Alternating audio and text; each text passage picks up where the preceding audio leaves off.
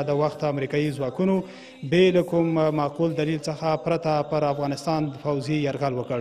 دغه ظالمانه یرغل په پایله کې زموږ مظلوم او بیچاره ولس له یو شمېر مشکلاتو او ستونزو سره لاس او ګریوان شو. زیات شمېر هیوادوال مو شهیدان، ټپیان او ځینې هیوادوال مو دې ته مجبور شو چې هیواد پرېږدي او کډوال شي. د 20 کلونو په تېرېدلو سره افغان مېړني ولس د خپلو جهادي هلو ځلو او مبارزې په پایله کې وتوانېدل چې د اشغال ته په افغانستان کې د پای ټکی کېږدي او بیرته خپل هیواد د آزاد او د هیواد ازادي ترلاسه کړي. الحمدلله نن ورځ موږ د امریکا یرغل د 21مه کلیزې څخه په داسې حال کې یادونه کوو چې هیواد مو د بهرني اشغالګرو ځواکونو څخه په بشپړه توګه پاک شوی دی. نننی پروګرام مو همدغې برخې ته ځانګړی کړی دی. د پروګرام پیل د الهي کتاب قرآن عظیم شان په څو مبارکو آیتونو تلاوت باندې کوو. د تلاوت لپاره قاري صاحب محمد اسماعیل منصوري ته بلنه ورکوم چې د قرآن عظیم شان په څو مبارکو آیتونو تلاوت باندې زموږ غونډې ته ښکلا ور په برخه کړي.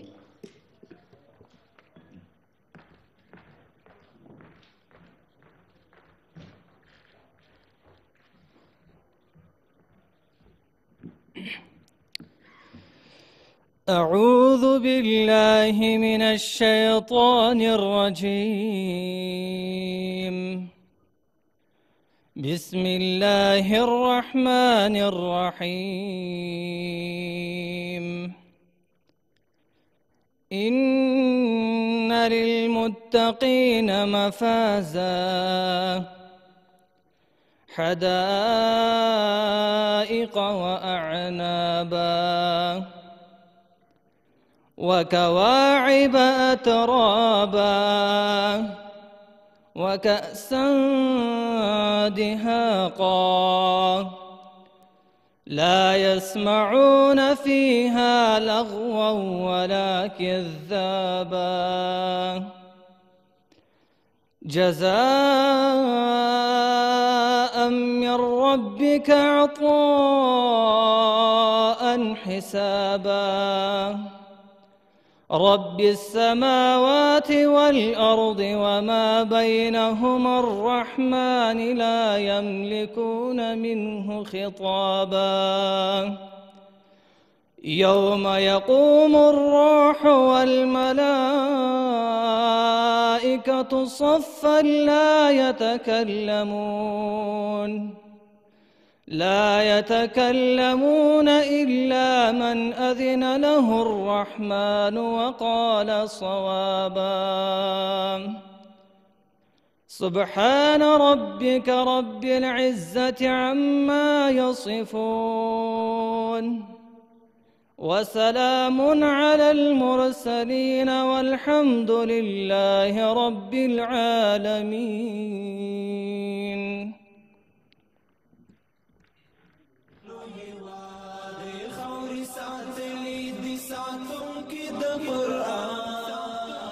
با سپاس فراوان از قاری صاحب محمد اسماعیل منصوری که روح و روانمان را با آیات از قرآن مجید تازه نمودند. بیننده های عزیز و حضار گرامی، 21 سال پیش امریکای خونخوار و ظالم بر افغانستان عزیزمان حمله ور شدند. بودن امریکا در افغانستان جز تباهی، ویرانی و بربادی با افغانستان عزیزمان به میان نیاوردند. بیننده های عزیز، در آغاز برنامه از محترم مولوی صاحب احمدالله وثیق رئیس عمومی تلویزیون ملی افغانستان خواهشمندیم تا آغازگر برنامه امروزیمان شود.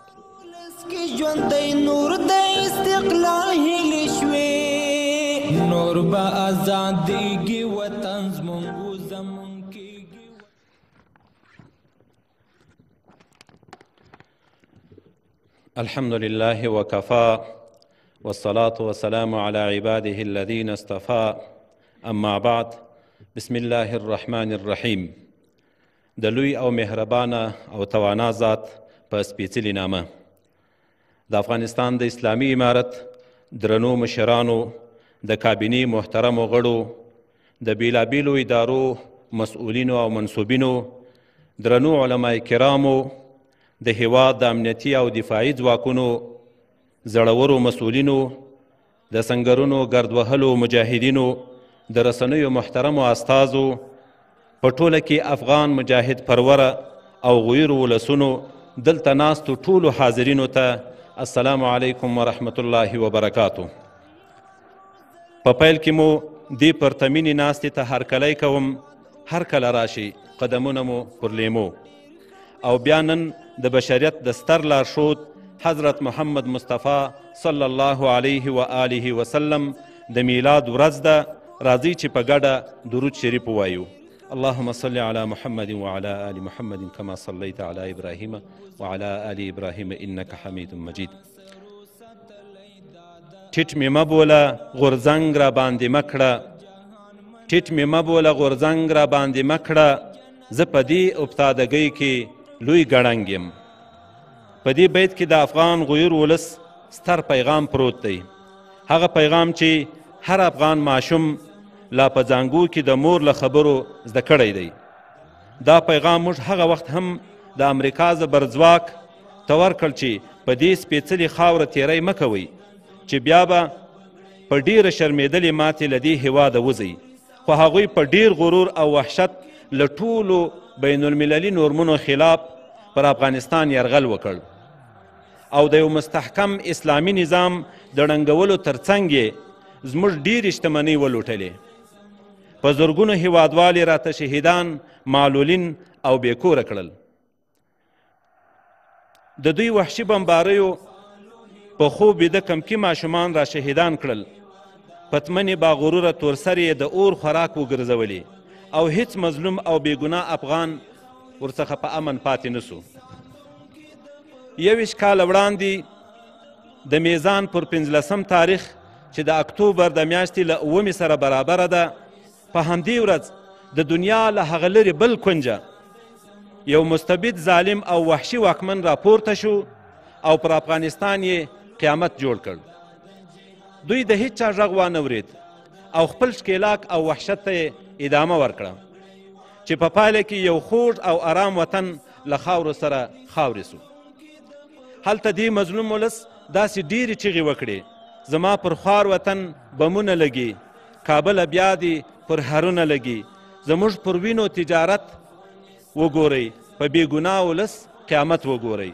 خو هغه وخت د دې ټولې نړۍ غوږونه کاڼه وو، چا غږ وانه ورید او نه هم چا د دې وحشي ښکیلاک غندنه وکړه. دا نړۍ چې اوس د بشر دوستۍ چغې وهي، هغه وخت دوی هم د همدغو وحشي اشغالګرو او بلواګرو سره یو ځای شول چې پایله یې موږ او تاسو ټولو ولیدله. په دغه 20 کلن ناورین کې د دې هیواد ملي، اسلامي او فرهنګي ارزښتونه لوټ او تالان شول. ملا امامان مو د اور په لمبو کې وسوځېدل، پر جوماتونو مو بمبارۍ وشوې، مدرسې، ښوونځي، طالب العلمان، محصلین مو د ډرون د بریدونو ښکار شول. د ودونو پر وراګانو مو بمبار وشو، ناوې او د واده زلمۍ مو د خپل واده په جامو کې د تور له حد میلمانه شول. پر جنازو مو د دې وحشیانو بریدونه وکړل. په ځانګو کې پراته ماشومان مو د بلوارګرو او اشغالګرو د تورو ټوپکو خوراک وګرځېدل. خویندې او میندې مو سرتورې شوې. زه په دې باوري یم چې هیڅ داسې افغان به نه وي چې د دغه یرغل په پایله کې د دغه یرغل له امله په یو ډول نه یو ډول دوی ته زیان نه وي رسېدلی. خو دا مجاهد، پرور او شهیدپال ولس همداسې آرام پاتې نه شو، بلکې د اسلامي امارت تر قیادت لاندې د امریکایي ښکیلاک پر وړاندې راپورته شو او خپل خواږه اولادونه د دې وطن د قربانۍ لپاره وقف کړل. دې سپېڅلو جذبو په ځوانانو کې د وطن د ازادۍ ارمان لا پیاوړی کړ او زرګونه ککرۍ د اسلام او وطن په ننګ قرباني کړې. بالاخره د الله جل جلاله په مرسته د دې ملت په خورا کلک ملاتړ د تورسرو په دعاګانو د سپېڅلو وینو او ککریو په نظرانه مو دا وطن آزاد کړ. لا تر اوسه یې ماغزه په قرار نه دي، لا تر اوسه یې ماغزه په قرار نه دي، چا چې ما سره وهلی سر په څنګ دی، لا په خوب کې په لړزه پریوزي له کټه چې د چا تر غوږو زما د تورې شرنګ دی. موږ له اوله په دې باور او ایمان درلود چې دا وطن نه چا تسخیر کړی او نه پردي څوک په زوره پکې دوامداره پاته شوي دي. هر ښکیلاګر چې دلته راغلی بیرته له دې خاورې تور مخ وتلی دی. دې کې شک نشته چې د دې وطن سپېڅلو مجاهدینو په نشته امکاناتو، په وږي نس او زنګ وهلو ټوپکو د اټمي طاقت لرونکو وحشیانو سره جهاد وکړ. له دوی سره یوازې اسلامي او ملي جذبه وه چې دا فتح یې نصیب شوه. دا هم منم چې موږ زرګونه شهیدان ورکړل او زرګونه نور راته معلولین پاته شول، خو دا هم موږ ستر حقیقت دی چې په زرګونه اشغالګر وحشان د دې وطن په درو او سردرو کې ووژل شول او یو شمیر د خپلو ظلمونو له وجې په دومره سخت ډپریشن اخته شوي چې د رپورټونو پر بنسټ هره ورځ ځان وژنه کوي.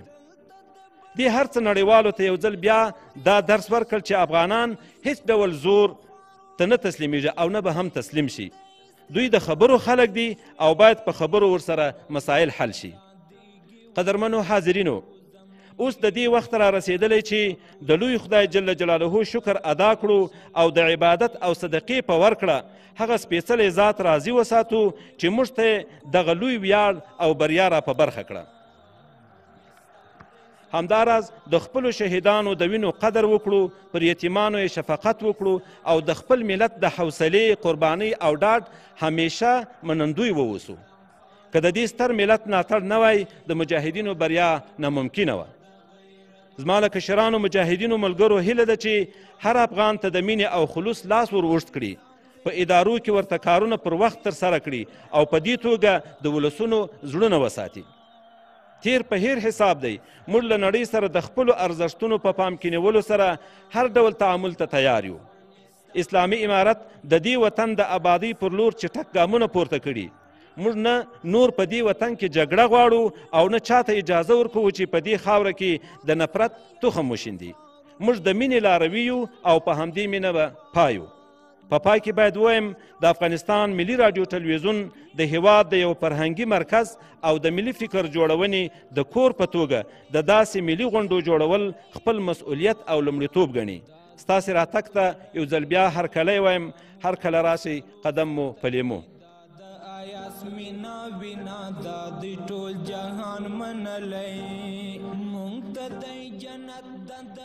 څو چې دا ځمکه او اسمان وي، څو چې دا ځمکه او اسمان وي، څو چې دا جهان ودان وي، څو چې ژوند په دې جهان وي، څو چې پاتې یو افغان وي، تل به د افغانستان وي. د افغانستان د ملي راډیو ټلویزیون د عمومي رئیس محترم مولوي احمد الله وثیق صاحب څخه ډیره زیاته مننه. د پروګرام په دې برخه کې د افغانستان د اسلامي امارت ویان د مولوي صاحب ذبیح الله مجاهد ته په خورا درنښت بلنه ورکوم چې راشي او خپله وینا د غونډې ګډونوالو ته وړاندې کړي.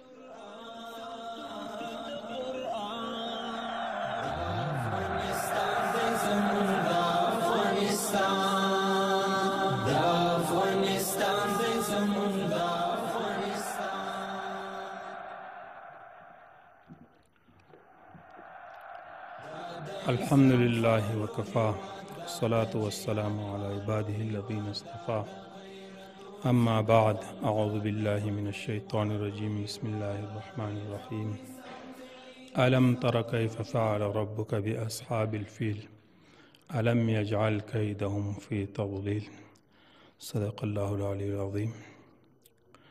محترم حاضرینو، د نن پرتمین غونډې ګډونوالو، راغلو میلمنو، اسلامي امارت د کابینې محترمو غړو، علما کرامو، د رسنیو محترم استازو او ټولو د غونډې برخوالو ته السلام علیکم ورحمت الله وبرکاته.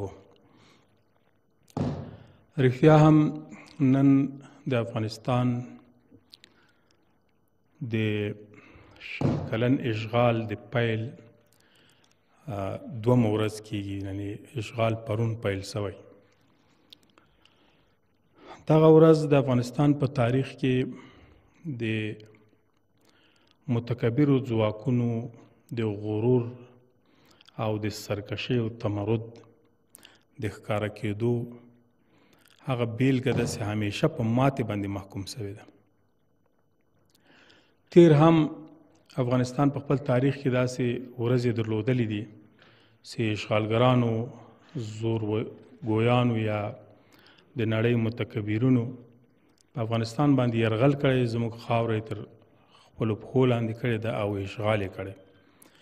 ولې په تیر کې هم دا خاوره او د ولس او د ملت دا ټولو دا ثابته کړې چې اشغالګر په دې هیواد کې نسی کولی چې خپلو موخو ته ورسیږي او یا زموږ هیواد تسخیر کړي. جنگ به راوړي، وژنې به راوړي، مرګ ژوبله به واړوي، خو افغانستان خپل کولی نسی، هضم کولی نسی او لستونی نسی تیرولی. امریکا سره لدی چې د تحقیقاتو په برخه کې، د څېړنو په برخه کې او د نړیوالو هغه تجربو په برخه کې ښې تجربې لري، ښه متخصصین لري، ښه تحلیلګران لري. ولی متاسفانه دغه ټولو تحلیلګرانو خپل هر هغه څه له لاسه ورکړه چې دوی پوهېدل چې افغانستان ته که راځي دوی به په څه رقم برخلیک باندې اخته کېږي. د افغانستان د ولس سمه شناسایي نه درلوده، غلطه پېژندنه یې کړې وه. د افغانستان له ولس نه سمه مطالعه نه وه کړې. د افغانستان د خلکو غرور، د افغانستان د خلکو ایمان، د افغانستان د خلکو وحدت، دا ټولې سم نه وو پېژندلې. وجه دغه وه چې دوی په ناپوهي کې زموږ په خاوره باندې یرغل وکړ او توره ورځ یې آغاز کړ. حضار گرامی، روز اشغال افغانستان روز سیاه در تاریخ افغانستان است. ولی مفتخر به این هستیم که این روز را ما به روز روشن پس تبدیل ساختیم. الحمدلله ملت افغانستان و مردم افغانستان با وحدت ملی خود، با متانت خود، با ایمانداری خود، با ثبات و صبر و استقامت خود ثابت ساختن که روزهای سیاه را که کسی بر ملت ما میخواهند تحمیل بکنن، ما او را پس به روزهای روشن تبدیل مینماییم. و این را در 20 سال گذشته ما و شما به سر و چشم خود دیدیم. هر ملتی که زیر اشغال قرار میگیرد طبیعی است تمام ارزش‌های او کشور و ملت زیر سوال قرار میگیرد و در حالت نابودی و در معرض نابودی قرار میگیرد. افغانستان هم از این قاعده استثناء نبود. زمانی که اشغال صورت گرفت، اول چیزی که جا صدمه دید استقلال آزادی و استقلال ما زیر سوال رفت. یعنی استقلال ما زیر یورش آمد و اشغال شد. دوم، اینجا یک نظام با ثبات اسلامی داشتیم. اون نظام ظاهراً از صحنه دور شد. یعنی راهی به گدودی و خودسری ها که پس در 20 سال رو تجربه کردیم راه به هموار شد. زندگی مردم افغانستان در خطر جدی قرار گرفت. تمام افراد اینجا که زندگی میکنند در قریجات، در ولسوالی ها، در اطراف و اکناف کشور، هر کدام زیر بمبار، زیر زندان و شکنجه و مشکلات قرار گرفت. و هر ملتی که اشغال میشه با همچو سرنوشت مواجه میشه. ما هم همچنان شدیم. ولی چیزی که در مقابل اشغال پس ما را بسیج ساخت، متحد ساخت و تانستیم یک نیرو تشکیل بدیم و مبارزه بکنیم، اول از همه ایمان مردم افغانستان بود که ایمان راسخ داشتیم و تجاوز آمریکا یک تجاوز غیر شرعی، نامشروع و ظالمانه بود. در برابر ظلم و استبداد، در برابر اقدامات غیر شرعی مردم افغانستان بسیج میشن و متحد میشن و این ما ثابت ساختیم. چیز دومی که ما در 20 سال او را تجربه کردیم و اشغال را به صفر پس آورد، این بود که وحدت مردم ما باعث شد که اشغال را در مرتبه دوم ما شکست بدیم. مردم ما من حیث یک ملت واحد، ای که در کدام ولایت می باشند، در کدام ولسوالی زندگی می کنند، از کدام قریه هستند، به کدام قوم و تبار ربط دارنی مهم نیست. کسی که در این خطه زندگی می کنند مسلمان و باشنده از کشور هستند و خود را افغان می نامه، به خاطر آزادی مملکت خود، به خاطر رهایی مملکت خود از اشغال، به خاطر رفع ظلم از مملکت خود متحد میشن. این را ما تجربه کردیم. شما دیدین که تمام مردم ما از قندهار گرفته تا بدخشان، از قندوز گرفته تا پکتیا، از ننگرهار گرفته تا هرات، از فاریاب گرفته پس تا خوست متحد شدن. در هر جای و در هر ولسوالی ما شاهد مبارزه و معرکه بودیم علیه اشغال و اشغالگران و علیه حامیان از و ملت ما بسیج شد، متحد شد و تانستن زیر یک رهبری واحد و موافقت برسن. بل ډیر مهم عنصر زموږ د هیواد د ازادۍ سبب سو د اشغال په وړاندې موږ ودرېدو او متانت هم وښود، هغه زموږ د جهادي صف وحدت و.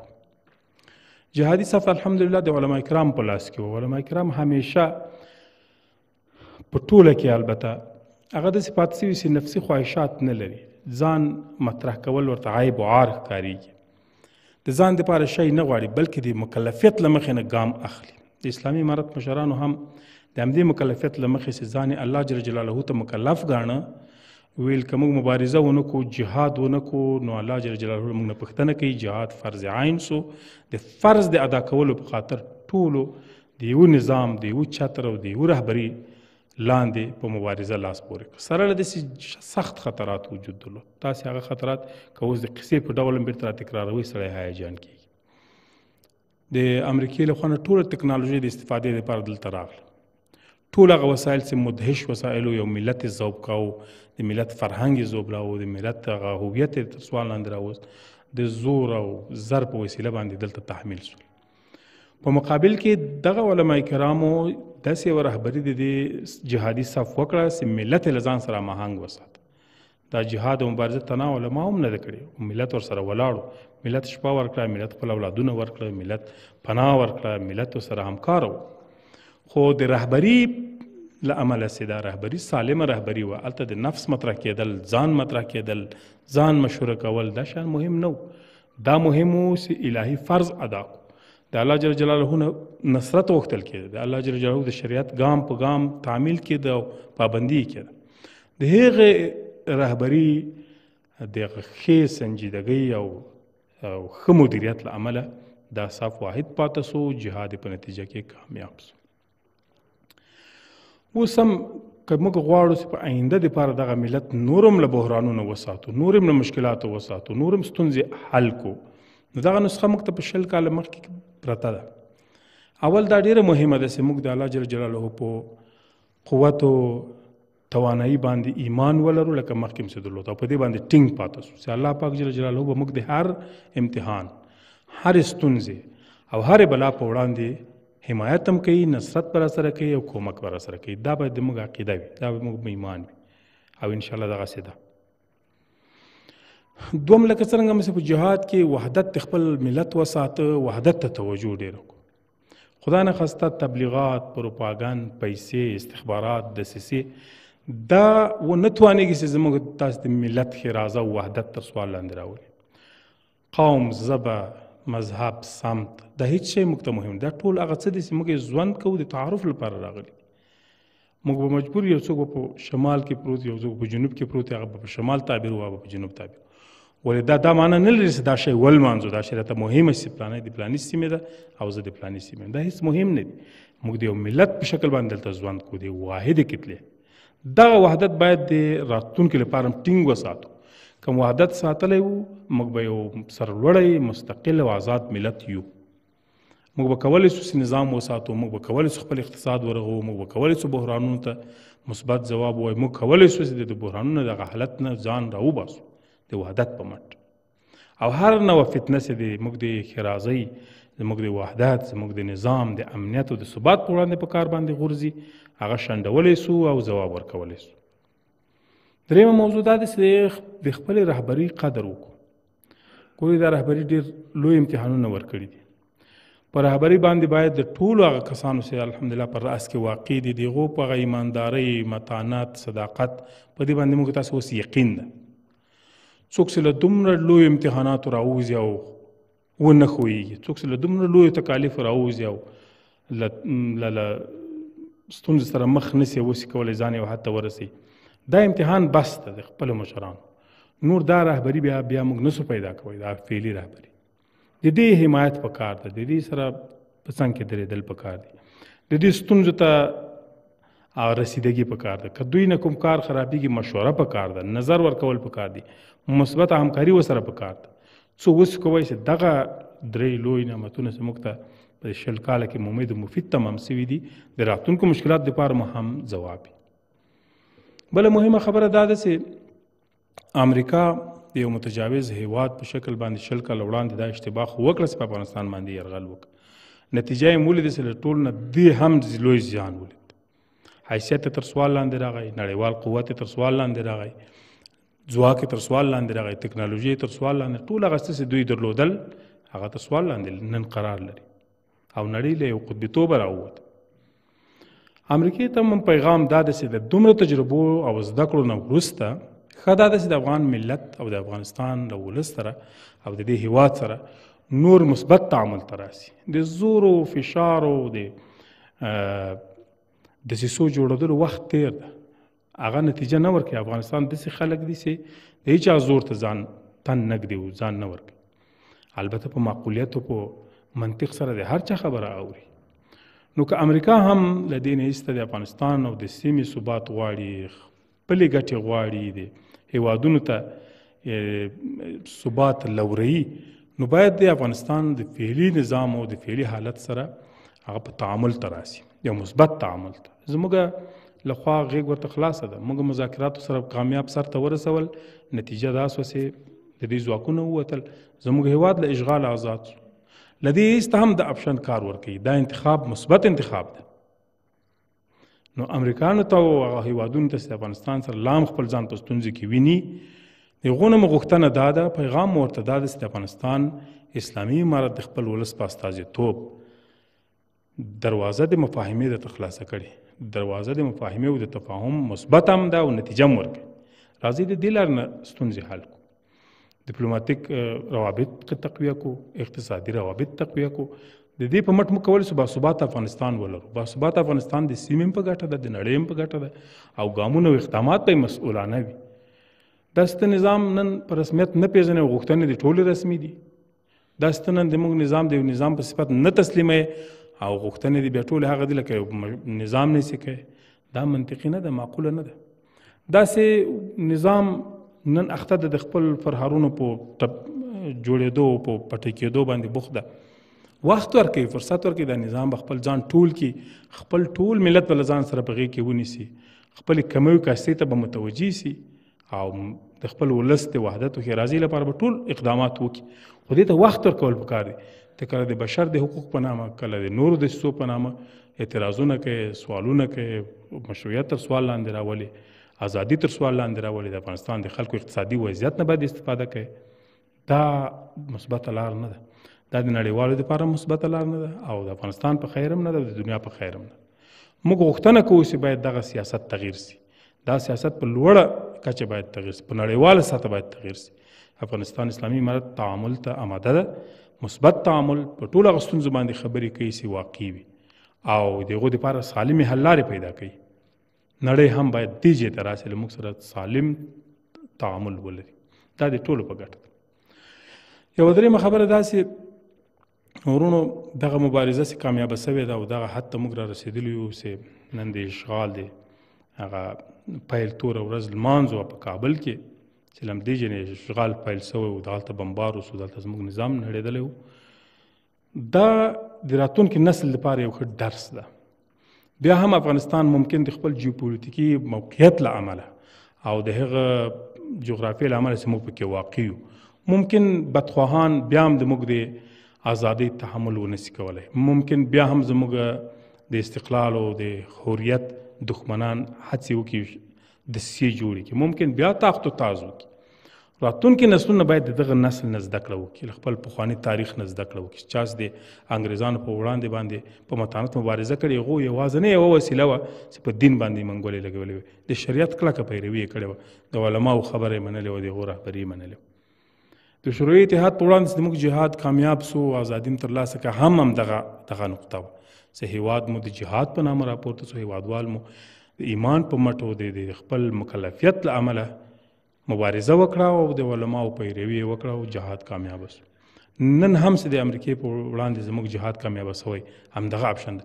راتلونکي نسلونه باید خپل اسلامي هویت له لاسه ورنکړي، اسلامي ایمانداري له لاسه ورنکړي، خدای ناخواسته ایمان یې کمزوری نسي، د دنیا په عیش و عشرت بوخت نسي، خپل هغه اصالت چې زموږ دین ده او زموږ اسلامیت ده، دا له لاسه ورنکړي. د خپلو علماو خبرې ته غوږ ونیسي، د خپل دین ښه مطالعه وکړي، د خپلو په دین کې د خپلو اسلافو د تاریخ نه زده کړه ولري.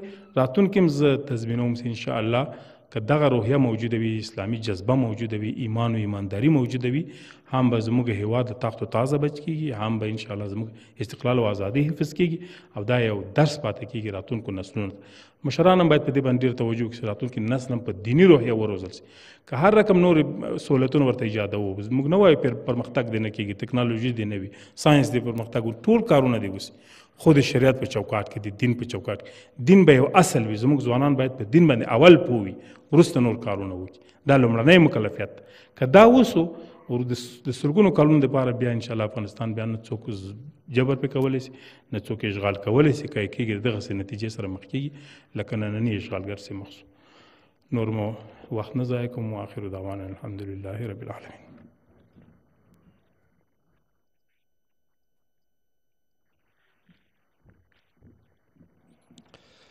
بازها سپاس از محترم مولوی صاحب ذبیح الله مجاهد، سخنگوی امارت اسلامی که سخنان ارزشمند خویش را ایراد فرمودند. اعلامیه امارت اسلامی به مناسبت 21مین سالروز تهاجم امریکا و متحدانش بر افغانستان. 21 سال پیش در روز 15 میزان 7 اکتبر دولت امریکا بدون کدام مجوز و دلیل منطقی افغانستان را مورد تهاجم نظامی قرار داد. در نتیجه این یورش ظالمانه مردم مظلوم و بیچاره‌مان از یک نظام مشروع و پذیرفته شده محروم و با تکالیف سنگین، شهادت‌ها، زخم‌ها و مهاجرت‌ها مواجه شدند. با گذشت 20 سال ملت دلیر افغانستان در اثر سعی و تلاش و مبارزه جهادیشان توانستند اشغال را پایان دهند و آزادیشان را دوباره به دست بیاورند. الحمدلله امروز در حالی از 21مین سالروز تهاجم امریکایی یادآور می‌شویم که کشورمان از حضور نیروهای اشغالگر خارجی تصفیه شده و مردم ما زیر چتر نظام خالص اسلامی زندگی مطمئن و سربلند دارند. امارت اسلامی افغانستان یک بار دیگر اعلام می‌نماید که افغانستان برای هیچ کشور تهدید نیست و نه هم اجازه داده می‌شود که از خاک ما علیه کشور سوی استفاده صورت گیرد. اما بالمقابل از سایر کشورها نیز می‌خواهد که موقف خصمانه در برابر افغانستان نداشته باشند و در برابر امنیت، ثبات و پیشرفت اقتصادیمان موانع ایجاد نکنند. امارت اسلامی جهاد و مبارزه تمام مجاهدین خود را در برابر اشغال امریکایی را می‌ستاید. با شهدای این معرکه بزرگ جنت‌ها برای زخمیان شفای عاجل و برای معیوبین، بی‌وزنان و آسیب دیدگان صبر و حوصله و نعم البدل استدعا دارد و پرورش نیک یتیمان و خانواده‌های بی سرپرست را وظیفه و حاکمیت نظام اسلامی را وجیبه خود می‌داند. مسئولان، کارکنان و تمام مجاهدین امارت اسلامی نیز باید نصرت و کمک پروردگار در دوران جهاد را فراموش نکنند و شکر آن را بجا بیاورند. بندگی پروردگار را با وجه حسن ادا نمایند و هنوز هم اخلاص و توجه بیشتر برای خدمت به نظام اسلامی به خرج دهند و بر ملت مظلوم خود شفقت و ترحم داشته باشند. ملت ما باید در بدل نجات از تجاوز بزرگ و اشغال شکر خدا را ادا نمایند، از استقلال نظام اسلامی و امنیت موجود قدردانی نموده و دوش نظام و امارت اسلامی خود ایستاده باشند. و سلام امارت اسلامی افغانستان.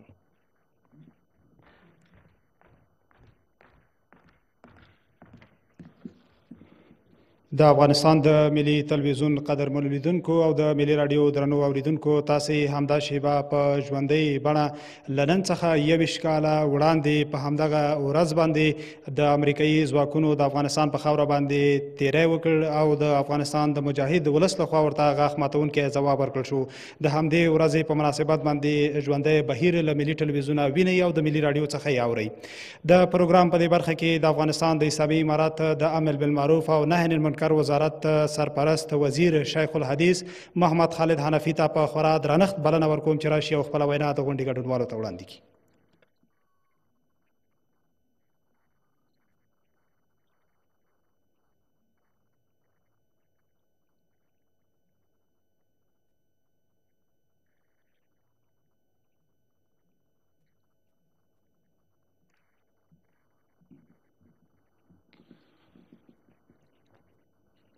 الحمد لحضرة الجلالة والصلاة والسلام على أفضل الرسالة وعلى آله وأصحابه الذين هم أهل الفضل والعدالة. أما بعد، فأعوذ بالله من الشيطان الرجيم. بسم الله الرحمن الرحيم. فقد قال الله تبارك وتعالى في كلامه العظيم: لقد نصركم الله ببدر وأنتم أذلة فاتقوا الله لعلكم تشكرون. وقال الله عز وجل في مقام آخر: واذكر إذ أنتم قليل مستضعفون في الأرض تخافون أن يتخطفكم الناس فآواكم وأيدكم بنصره ورزقكم من الطيبات لعلكم تشكرون.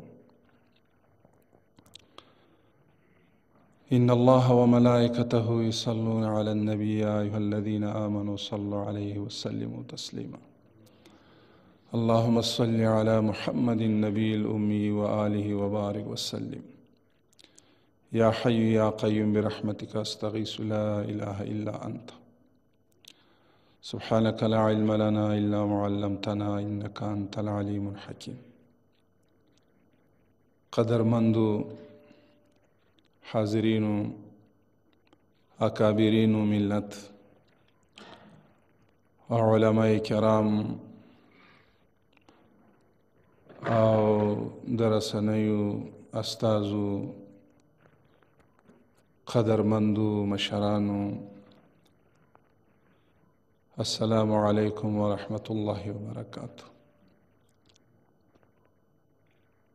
زما قدرمندو دغه دنیا چې ده خصوصا د مسلمانانو د پاره او بیا د ټول انسانیت د پاره د امتحان او د ابتلا یو ځای ګڼل کېږي او بیا په مسلمانانو باندې قسمه قسم په انواع مختلفه او په اشکال مختلفه په اجتماعي ژوند کې او په انفرادي په ژوند کې ابتلاګانې او امتحانات راځي، خو کامیاب به هغه انسان او هغه مسلمان به وي چې په دغه امتحاناتو کې کامیاب وي. وَلَنَبْلُوَنَّكُمْ بِشَيْءٍ مِّنَ الْخَوْفِ وَالْجُوعِ وَنَقْصٍ مِّنَ الْأَمْوَالِ وَالْأَنفُسِ وَالثَّمَرَاتِ. الله تعالی فرمایي خامخا تاسو باندې امتحانونه به راولم. کله به خوف وي، کله به جوع وي، کله به نقصان د اموال او د ثمرات او د جان او مال به وي. خو بشارت او زیری هغه صابرینو د پاره الله ذکر کوي چې کله په دغه مصیبتونو دی کامیابی بیا مومي. لہذا قدرمندو نبی کریم صلی الله علیه وسلم 12 کاله 15 میاشتې او 14 ورځې په مکه معظمه کې ژوند تیر که او دغه ربیع الاول میاشت و هجرت وکړه. بعض روایاتو کې راځي چې ربیع الاول، بعضو کې راځي چې محرم. دا د الله د دین او د نظام د پاره وکړه چې مدینه طیبه ته نبی علیه السلام بیا هلته قیام کوي او د هجرت په دیار کې د دنیا کفار یو اتحادیه جوړوي، هغه که بنو نظیر او که بنو قریظه وي، که اوس او که خزرج وي، که مشرکان مکه ولې نه وي. دا ټول په یو आवाज په مسلمانانو باندې د حمله کولو تصمیم نیسي او هغه الله تعالی قرآن کریم کې ذکر کوي او مستقل یو سوره ده سوره احزاب. پیغمبر علیه السلام مبارک هم غمجنو. نبی صلی الله علیه وسلم مبارک صحابه کرامو سره مشوره کوي. سلمان فارسی رضی الله تعالی عنہ مشر صحابیو هغه مشوره ورکوي چې خندقونه به وباسو. نو د صحابه کرامو د مشورې مطابق د خندقونو کنستل شروع کیږي. الله تعالی هغه احزاب، هغه د کفارو بلاک او د کفارو اتحادیه او د کفارو هغه تصمیم نیول الله په احزاب کې ناکاموي او د ټول امت مسلمه د پاره یو لوی پیغام ورکوي.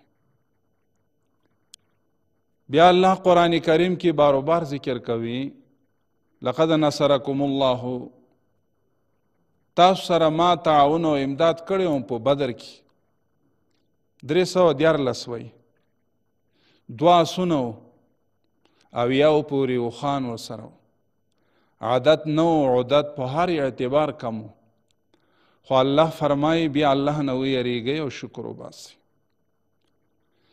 قدرمندو 15 میزان 21 کاله وړاندې د دې عصر فرعون امریکا یو عقیدوي نظریه مفکوره او صلیبي جنگ اعلان وکړ. رسما دا عقیدوي جنگ او په وس خپل ټکنالوژي ولګولې. کرسټر بمونه شو استعمال شو، B-52 استعمال کړه، بی پلیوټ طیاره او ډرونونه، او د هغې سره سره د بمونو مور په نوم په افغانستان هیواد مقدس ځمکه باندې استعمال کړه. او دعوای داو چې زیر زمین یک سوزن باشه، همی سوزن هم خطا نخواهد شد. های دعوا الله تعالی په قرآن کریم کې مونږ تاسې متوجه کوي. واذکر اذ انتم قلیل، واذکر اذ انتم قلیلون.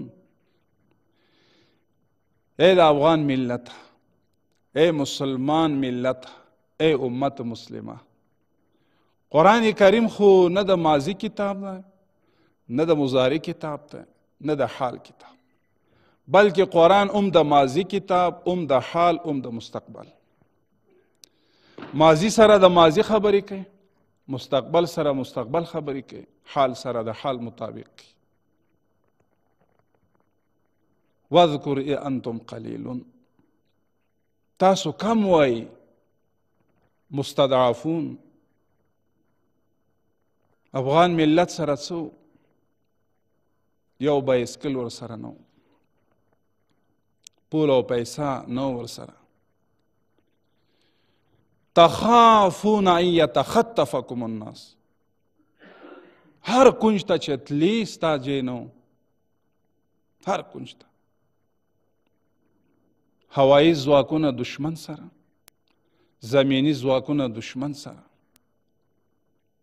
او ټول هغه جاسوسان را پارولی و د افغان د ملت خلاف. زمون حسرت او افسوس په دې راځي چې دا کنون فی الحال چې څوک صدا بلندوي جعلي صدا د حقوق بشر په نوم، د حقوق النسوان په نوم. تاسې وګورئ قدرمندو په دې 21 کالو کې که حقوق د مکاتبو نه، نو یو مکتب د دوی نه دی پاتې. مکتبونه ټول بمبار شول. که د حقوق علمبردار وای دا مکاتب ولی بمباری دی؟ مدارس ولې بمبارېده، مساجد ولې بمبارېده؟ نه عرفي دلیل و، نه شرعي دلیل و، نه معقولي دلیل و. بین المللي په قانون کې هم هغه چارچوب چوکاټ چې کوم ترتیب شوی، په هغه چارټر کې هم دا لیکل شوی چې یو کشور یو مملکت په بل مملکت دې تجاوز نه په عقیده کولی شي او نه په فرهنګ کولی شي. نو ولې وکړه، ولې کوي؟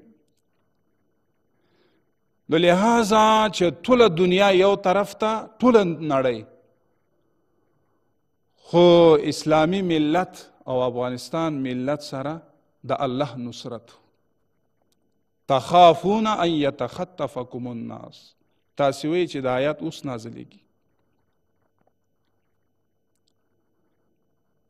فآواکم وایدکم بنصره، الله فرمایي 21 کاله پس 20 کاله بعد ای افغان ملته، تا ته الله پیروزی درک، تا ته الله کامیابی درک.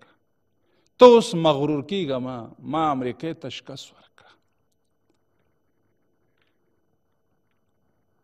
په حنین کې صحابه کرامو تعداد 12,000 و. هغه وخت کې لږ په کثرت باندې میلان راغلل. الله تعالی هغه وخت هغه صحابه کرامو په دور کې هم بیا صحابو ته شکست ورکړی په اول قدم.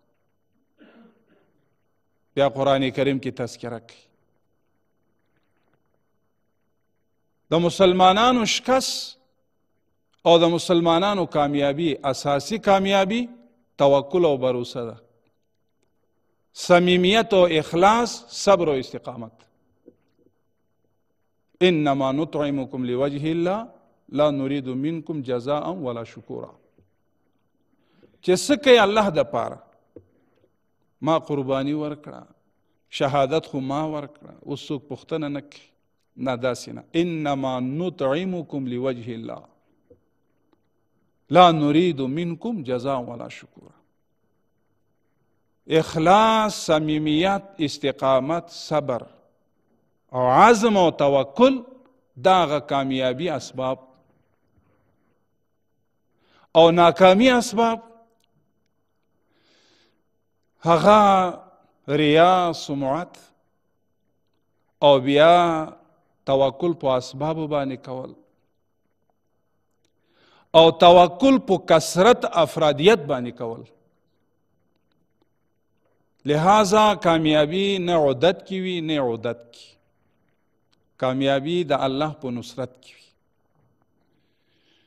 د چا نه دشمن دا تصور او نه د دوستانو دا تصور چې بیا داسې 20 کاله پس به داسې وخت به راشي چې موږ او تاسې به دلته دغه تور ورځ چې امریکایانو قدرمندو هر یو واقعه چې درته ووایو د درد او د جړا واقعات به وي. په 2008 یا 2008 شاوخوا موږ په یو علاقه کې وو، خپل علاقه کې وو. دا BP92 دا بمباریان شروع شوي بالمشاهده، لکه زه دا اوس وینو، اوس هم یادېږي راته. لږ ساعت پس 80 کسانو شهادت لاشونه ووتل. دا څه ګناه و؟ 80 کونډې پرېښودلې، 245 یتیمانان په ځای پاتې شو.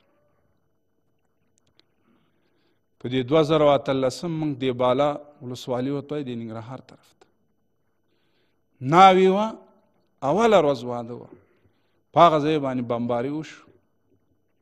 شا ناوې ټول په یو ځای په یو کور کې شهیدان کړل. په غزني ولایت کې یو بمباري وشو، 400 مسلمانان هیوادوال شهیدان کړل. کم کم هغه تور ورځ موږ تاسو یادوو. نن هغه اسباب چې د فراعنو اسباب او آلات الله موسی علیه السلام اممو ته ورکړه، د بنو نذیر او د بنو قریظه او اسباب او آلات او غنایم ټول مسلمانانو ته الله ورکړی. د یرغلګرو تجاوزګرو د یهودو او د متحدین او د حواریینو هغه اسباب چې دوی تخریب کړي ړنګ هغه خو ختم شو، خو پاتې شون مجاهده هغه تا ته الله درکړه. اوس د دغې نه موږ تاسې باید سوء استفاده ونه کړو.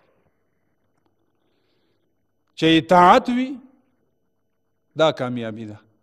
نظرونه خو مختلف وي، خو اصل شرط وحدت ده، اخوت برادری ده. نبی علیه السلام په بدر کې 80 کسان اسیران کافرانو نه نیول کېږي په بدر کې، او 80 نفر مرداریږي. تلک الایام نداولها بین الناس، وختونه خو بدلیږي. عبدالله ابن مسعود وی رضی الله تعالی عنه وی مکه ژوند داسې و، نبی علیه السلام په دې اوږه مبارک باندې د ډیران نه د اوښانو لرې به کفارو صنادیدو به راوړه، په دې اوږه مبارک باندې به یې ښوده. زمونږ دا جرأت نه و چې مونږ هغه نبی علیه السلام د اوږه مبارک نه مو لرې کړی وای.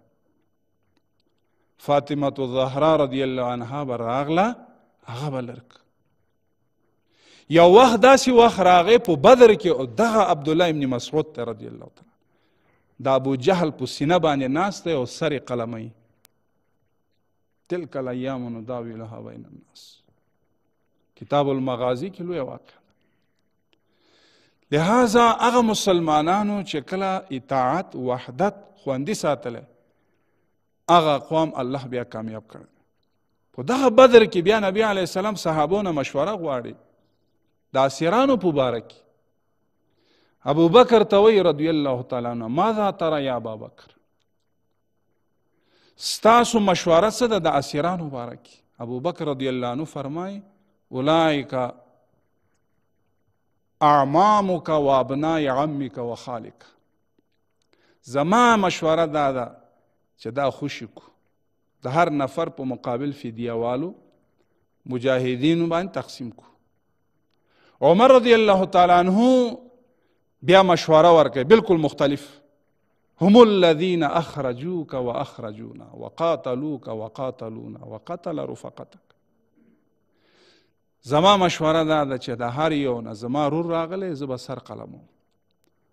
ستاسې تره عباس رضی الله عنه په دې اسیرانو کې، ستاسو کاکا هم شته، د دې سر به هم قلمی. دا نور خو داسې ده مثل شفتل واري، بالکل مختلف. خو نبی علیه السلام د ابو بکر رضی الله تعالی عنه کومه مشوره و هغې سره موافقه وکړه. نظرونه خو مختلف وي، اساسي وحدت او استقامت دی. نو لہذا هغه مونږ او تاسې ته چا جهیونه نه راکولې. مجلسونه به د یو درخت د یو ونې په ګړنګونو په غرونو کې مونږ تاسې مجلسونه به دای راولې. الله تعالی فتح راوسته، دا پارتمانونه، دا سهولیات، دا مغرور نه کی. او دغه ملت چې موږ تاسې سره همکارو، د کامیابی اساسی د الله نصرتو او د دې ملت همکاري و. موږ په یو ځای روانو، یو ورځ شب روز خوراک نو، آخری ماښام وقت داخل شو، وقت شام بود، وقت نماز شد، در جماعت کی ایستاد شدیم.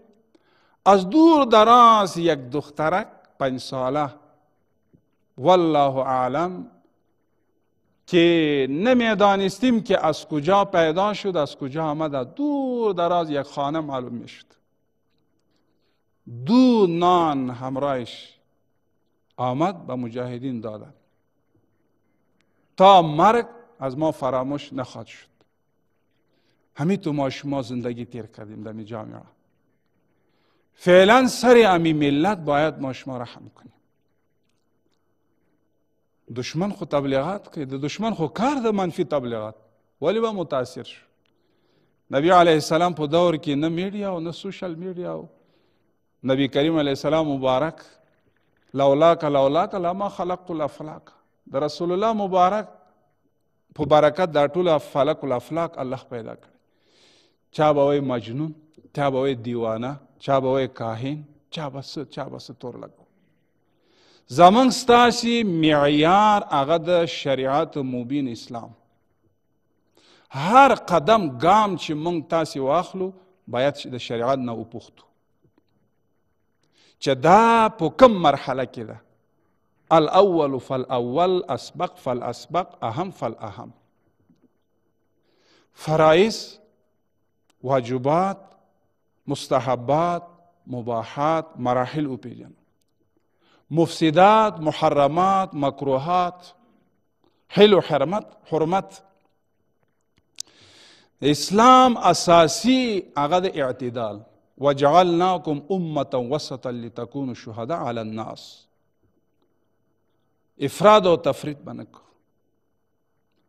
لہذا مونږ د ټولو نه زیات مشکلاتو سره امر بالمعروف بخش دی. نو مونږ کوشش دا کوو چې خپل هیوادوالو سره ښه برخورد وکړو. په ټول افغانستان 34 ولایتونو کې موږ اصلاح التربیت په نوم یو ریاست لرو، محتسبین ته تربیت ورکو چې تاسې ولس سره اسې نه چې داسې ونه شي چې الله هم رانه خفه شي او دا ولس هم رانه خفه نه شي. داسې برخورد ورسره کو. یسرا ولا تعسرا، بشرا ولا تنفرا. نبی علیه السلام صحابه کرام چې کله رخصتېده نو بیا به وصیت به وکړه. زمونږ اکابرین، زمونږ اساتذه لله الحمد، هغه رهبریت د هغې په ګام په ګام، پل په پل موږ روان یو. او باقي چې کوم غیر اختیاري وي هغه به د الله تعالی نه به بخششي به غواړو. نو لہذا باید موږ او تاسې کې غرور را نشي، ولس سره زیاتي او ظلم ونه کړو. ان الله یأمر بالعدل والاحسان. عدل څه ته وایي؟ الله یظلم احدا احد. عدل دې ته وایي، مفسرینو لیکلی، عدل دې ته وایي چې د عام رعیت او د ولس هغه ضروریات تا ته متوجه شي، په اخلاص او صمیمیت سره سرته ورسوه. احسان هغه ته وایي چې د الله حکم متوجه شي، هغه ډېر په اخلاص سرته ورسوه. ان الله یامر بالعدل حقوق العباد والاحسان حقوق الله. او دا کامیابي ده. لہذا دغه آیات موږ تاسې مصداق ولو چې واذکر انتم قلیل مستضعفون فی الارض تخافون ان یتخطفکم الناس. زندانونه ډک وو د زولنونه، د مجاهدینو نه، د مخلصینو نه. الله فرمای فآواکم و ایدکم، بیا فتوحات نصیب شو او مضبوط کړی بنصره، د الله په نصرت. ورزقکم من الطیبات. الله بیا وی فاتقوا الله، الله نه ویریږئ، ځکه چې تاسو د شاکرینو نه الله به حساب کی. او لئن شکرتم لازیدنکم. قدرمندو، د ټولو نه اول د عام اوس یوه خبره سې خوشطبیعتي درته وکړم. یو مصور و هغه عکس جوړو او په دې عکس کې د زمری په دې گردن باندې انسان لګېدلی، دا زمری داسې نیولی په دې گردن، هغه په سر باندې. دلته دا شیر او دا زمری مرور کوي، داسې تېرېږي. دغه انسان پوښتنه کوي چې دا عکس څنګه ښکاري درته؟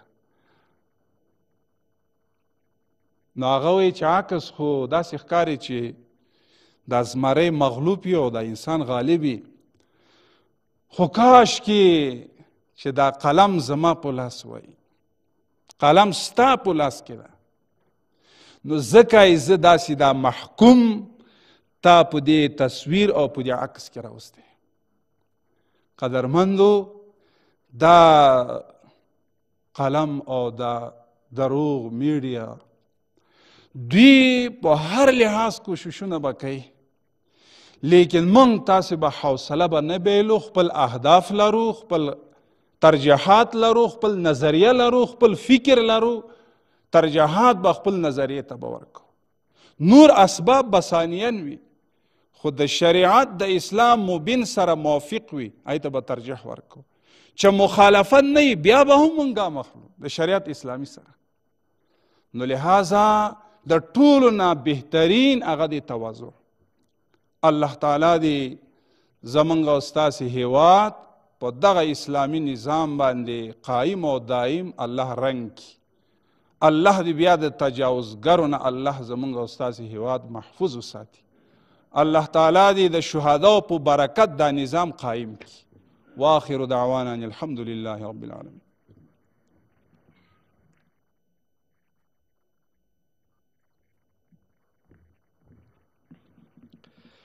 بازها سپاس از محترم شیخ الحدیث مولوی محمد خالد حنفی، وزیر امر و معروف و نهی از منکر امارت اسلامی افغانستان که سخنان ارزشمند خویش را ایراد فرمودند.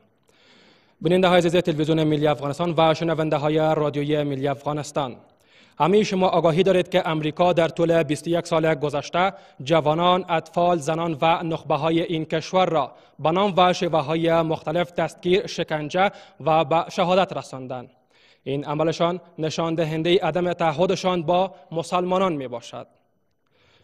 خوشبختانه امروز افغانستان دارای یک نظام مستقل و آزاد می باشد. بیننده های عزیز، در این قسمت برنامه رشته سخن را واگذار می کنیم به محترم دکتر فاروق اعظم، مشاور وزارت انرژی و آب که سخنان ارزشمند خویش را ایراد فرمایند.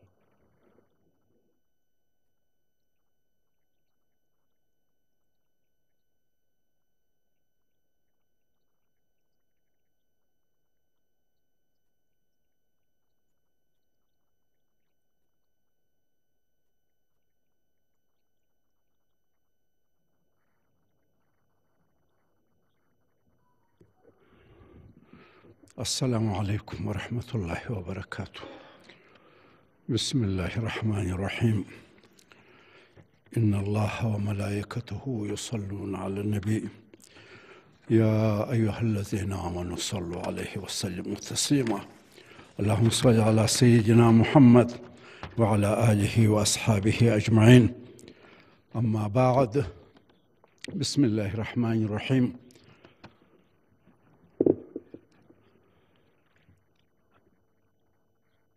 الله پاک جل جلاله دا ورځ موږ ته غنیمت کړې ده. زه ټولو ته مبارکي وایم او تاسو ته تر سلام وروسته عرض کوم چې دا د یو داسې ورځې سره مصادفه ده چې میلاد هم په دا ورځو کې دی. نو موږ په دې مناسبت باندې د پیغمبر صلی الله علیه وسلم باندې درودونه وایو او د دې ورځې تذکار کوو. ما ته ویل سوي دي چې ته په دې خبره باندې خبرې وکړه چې امریکا ولې بایلول، ته پر دې باندې بحث وکړه. زه د هغې چې ما ته کومه وظیفه راکړل سوې ده زه په هغه مطابق خبرې کوم. امریکا ولې بایلول؟ هغه ځکه بایلول چې الذین آمنوا يقاتلون في سبيل الله والذين كفروا يقاتلون في سبيل الطاغوت فقاتلوا أولياء الشيطان إن كيد الشيطان كان ضعيفا. هغه کسان چې مسلمانان دي پر الله ایمان دی هغه به د الله په لار کې جنګیږي، او کسان چې طاغوتیان دي د حق منکران دي او صلیبي جنګونه کوي هغوی به د طاغوت په لار کې جنګیږي. پوه سئ چې د طاغوت ملګري ناکامه دي او د دوی کیدونه ضعیف دي. همدا پیښه شوه. زه دا یو مثال راوړم په دې نه چې خدای نخواسته زه ځان پکښې یادوم، ولې د دې مجاهد ملت ایمان درته وایم. په 9 د اکتوبر حمله وسوه پر افغانستان. زه هغه وخت کې انګلستان کې لندن کې استاد وم. په 8 د اکتوبر د ټوني بلیر صدر اعظم د دفتر په مخ کې د اعتراض په عنوان ودرېدم او دا ټول میډیا راغله او بي بي سي او ارچا نشر کړ. ما ویل چې تاسې ناکام یاست، د ملک اشغال شو. په فبروري 2002 کې یوه نیمه میاشت وروسته د بونتر کنفرانس زه د انګلستان پارلمان ور وغوښتم چې ته ولې معترض یې؟ ما ورته وویل چې تاسې به ستړي کېږئ او ناکام کېږئ. هغه نشریه ما تر اوسه ساتلې ده. د دې مجاهد ملت ادنا مجاهد همداسې و چې تاسې به حتما ناکامه کېږئ، ځکه چې تاسې د دې وطن تاریخ نه دی ویلی. امریکا ما ته چې عنوان راکول سوی دی چې امریکا ولې بایلول، هغه څو شیه بایلول. یو شی دا و چې دوی دغه تاریخ د افغانستان نه وویلی. هر څوک چې دلته راغلي دي فکر یې کړی چې دا پسونه دي، خط یې نه دی زده. په درست کلي کې یو څوک نسته چې یو خط ووایي دا پسونه دي، باید موږ یې وخورو. چې راغلي دي دا پسونه یې نه دي خوړلي. دوی د افغانستان تاریخ نو ویلی چې په 19م قرن کې انګریز مات سو، په 20م قرن کې روس مات سو او په 21م قرن کې به امریکا ماتیږي. دا محاسبه یې هم نه وه کړې چې زه تجاوز کوم، زه حمله کوم، نو بیا به راوځم څنګه. د دې محاسبه یې هم نه وه کړې. بله خبره دا ده چې دوی په ادعا دیموکراسي، د بشر حقوقو، پلانیانو اعمار مجدد، دا یې په هغه کسانو د بشر حقوق په هغه کسانو ساتل چې د ملل متحد په دفتر کې د بشر د حقوق ستر ناقضین وه. ملل متحد ارمکوره ما ته راغلی و او هغه یو غټ لیست راوړی و چې دا د بشر په تاریخ کې تر ټولو لوی حقوق د بشر د ناقضین دي. هغه دوی پر قدرت راوستل او هغو ته یې د بشر حقوق په لاس ورکړل. غټترین چوریالان چې دا چورې جوړاوه او په ملل متحد کې ثبت دي، هغو ته یې د مملکت اعمار په لاس ورکړ. نو دا کښتۍ به څنګه ځي مخته؟ په عالمي اسباب کې هم دا ولاړ. دیموکراسي چې راوستل د هغو کسانو په ذریعه یې راوسته چې د دیموکراسۍ دښمنان وه. هر وارې چې انتخابات به وسوه تر هغه بل به شرمنده وه. په انتخاباتو بیا سړی هغه د فرنګیانو خبر، فرنګیان ورته نیم شیم وایي چې وایي نوم یې اخلم په شرمېږم، هماغسې انتخابات به و. بل شی چې دوی هغه ناکام کړه، دوی یو حکومت په افغانستان کې جوړ نه کړی سوی. ځکه چې دوی خو خارجي وو، هغه ځینې کارونه خو ده نه سوی کولی، هغه باید دلته حکومت ورته کړی وی او حکومت یې جوړ نه کړی سوی. حکومت یې داسې جوړ کړي چې هغه بې اتفاقه و. یعنې تاسو ته خو لیده چې پر چوکیو پر ویش باندې جنګونه وه، قومونه په دغه بانه باندې راپورته کول چې ما ته دې دونه چوکیانې راکړي، ما ته دې دونه چوکیانې راکړي، او هېڅ شرمېدل هم. بل خبره چې هغوی وه اداري و اخلاقي فساد و. اداري فساد د مشره تر کشره پورې رشوتخوره او دغه فاسدین وه. یعنې سړی تعجب وکړي تاسې دا وګورئ د دې رئیس جمهور یا فرضاً د وزیر د که هغه چا چې خپل اولاد یا نه درلوده یا کوچنی و، هغه نه سوای په دوی په ذریعه استفاده کولی. بیا یې ورونه وګورئ، بیا یې ورېرونه وګورئ، کورنۍ وګورئ، ګرد میلیونران سوي دي. دا ولې وسوه؟ دا ځکه چې دوی فساد کاوه. دا فساد چې څوک کور جوړوي، خپل اولاد ته پیسې ټولوي، هغه به د ملت نه ابادوي. فساد وینه ده چې که رشوت وینه ده، دا که د یو نظام په ځان باندې ورسي، دا نظام ختموي. رشوت فساد نظام ختموي. همدا رقم از اخلاقي فساد، دا هر څه به یو وارې یو بوی راپورته سو خلکو به نارې کړې د ارګ خلکو به نارې کړې چې دلته اخلاقي فساد دی عیب دی چې د یو مملکت په قیادت په رأس کې رأس وروست سي بل شی هغه دا و چې عدم وطن دوستي وه د مالکیت کمزوري وه د ملک کې عدم وطن دوستي او د مالکیت کمزوري په دې معنی په پارلمان کې چې دوی به ویل چې دا د ملت کور دی په دې کې به سړی ناست و چې زه افغان نه یم زه افغانستان نه منم نه په رئیس جمهور کې دا توان و یا غیرت و نه په وزیر کې و نه په څارنوال کې و نه په قاضي کې و چې دا راکش کې چې ته نو څوک یې چې افغانستان نه منې چې په دې ځای کې ناست یې د ملت په کور کې پارلمان کې ناست یې ته څوک یې دا جرأت یا نه و یا یې نه غوښتل دا نظام به ولې باقي پاتې کېږي دا به نه پاتې کېږي بل د عسکرو کمزوره روحیه وه عسکر به ځان قرباناوه خو د د بوټه څخه به خلکو وهل د عیاشۍ څخه به خلکو وهل هغه چا دپاره چې د قرباني به ورکول هغه به د مړو د هغه څنګ ته چې به مړ سوی و د هغه کونډه چې به ورغله د هغې څه به نفساني خواهش کېدی نو بیا د څنګه جنګ کولی ولې بیا کوه یعنې دغه موږ ته یو درس دی ټول قوم ته یو درس دی ټول یو ملت ته درس دی چې ارګ چې د مملکت یو لوی ځای دی او څوک چې پر ده ظلم وسي دی به ورځي هغه ځای ته به عرض کوي داد کوي او هغه فساد وي پکښې اخلاقي و اداري وي هغه ملک هغه حکومت حتما نسکوره کېږي او نسکوره سو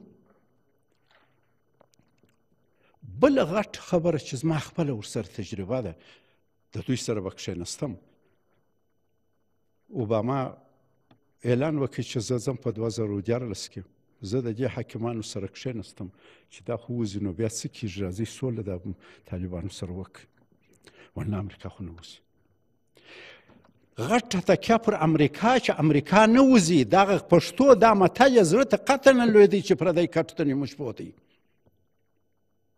د امریکا ټول عمر درته ده ما ته به ویل ډاکټر صاحب دا امریکا خو په عمر دا خوب لیدی چې دلته راسي د شوروي او د چین په بغل کې سي دا چیرې وځي قطعا نه وځي او چې نه وتی دوی ویل چې چرمو اله او بس خو ګرد عمر امریکا ده ومنو سلوا ده موږ به خورو او امریکا به دلته شنه شاخه او موږ به عیش و عشرت کو هغه چې یو وارې بایډن وویل زه ځم یو وارې دوی راخطا سوه چې دوی پوه سوه چې هغه ویل زه وځم بې قید و شرطه وځم او حتمي وځم دوی حیران پاتې سوه چې اوس څه وکړي د دې په عوض کې چې راټول سي چې ووایي چې ښه نو اوس څه وکړو دوی چورت ووایي چې پیسې بندې سوې چور د سره تر اخره چور هغه وخت هغه ژوند چې یو کال بیا لا دوام کولی هغه دوی دغه کوي یو په میاشتو ته یې راوستی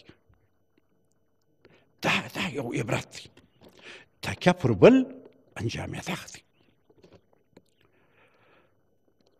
بله خبره چې یو څه حد کومک یې وکړي د اشرف غني تښتې هم کومک وکړي ډېر ښه کار یې وکړي دا کیسه یې رالنډه کړه او چې د هر څوک ووایي چې دا څنګه سو یا څه رقم زه وایم چې یو مؤثر کار دغه وسو شابس یو کیسه خو یې رالنډه کړه موږ یې د یو ګډ حکومت خلاص کړو د یو نور جنجالو هم خلاص کړو نو په دا کې یو کار وسو چې الله پاک په دې کې یو حکمت و کېدای سي د بیرې کړی وي خو مګر پېښه سوه خدای دغسې پېښه کړه بله خبره دا ده چې د دې په نتیجه کې د دې ټول دا لوی بحث دی دا خو ډېر اوږد دی ټول شیان خو دلته نه ویل کېږي په نتیجه کې امریکا ووتل د شوروي په وخت کې هم داسې سخت جهاد وسو زه یو عضو وم الله پاک هغه ناکام کړي او داسې ناکام سو چې ایډیالوژي یې ماته سوه او خپله جغرافیه یې ماته سوه دا وارې د امریکا هغه حیثیت خراب سو هغه یوازنی ابرطاقت شو نور ابرطاقت نه دی یوکراین کې حالات ګورئ تاسو او امریکا یو نه و چې دا په رسمیت نه پیژني امریکا یو ضربه فکري خوړلې ده وخت ته ضرورت لري که موږ یو سمه ډیپلوماسي وکړو او ده ته یو لږ لاس ورکړو په یو طریقه باندې او دا د وړو پزه ورته کښېږدو د ضربه خوړلې ده او موږ باید د دغه درک وکړو. د تصور هم نه کاوه چې داسې ماته دې وکړي. تصور یې نه کاوه چې یو حکومت چې د 20 کاله په روزلی دی او تقویه کړی دی تر ده د مخه دې ولاړ شي.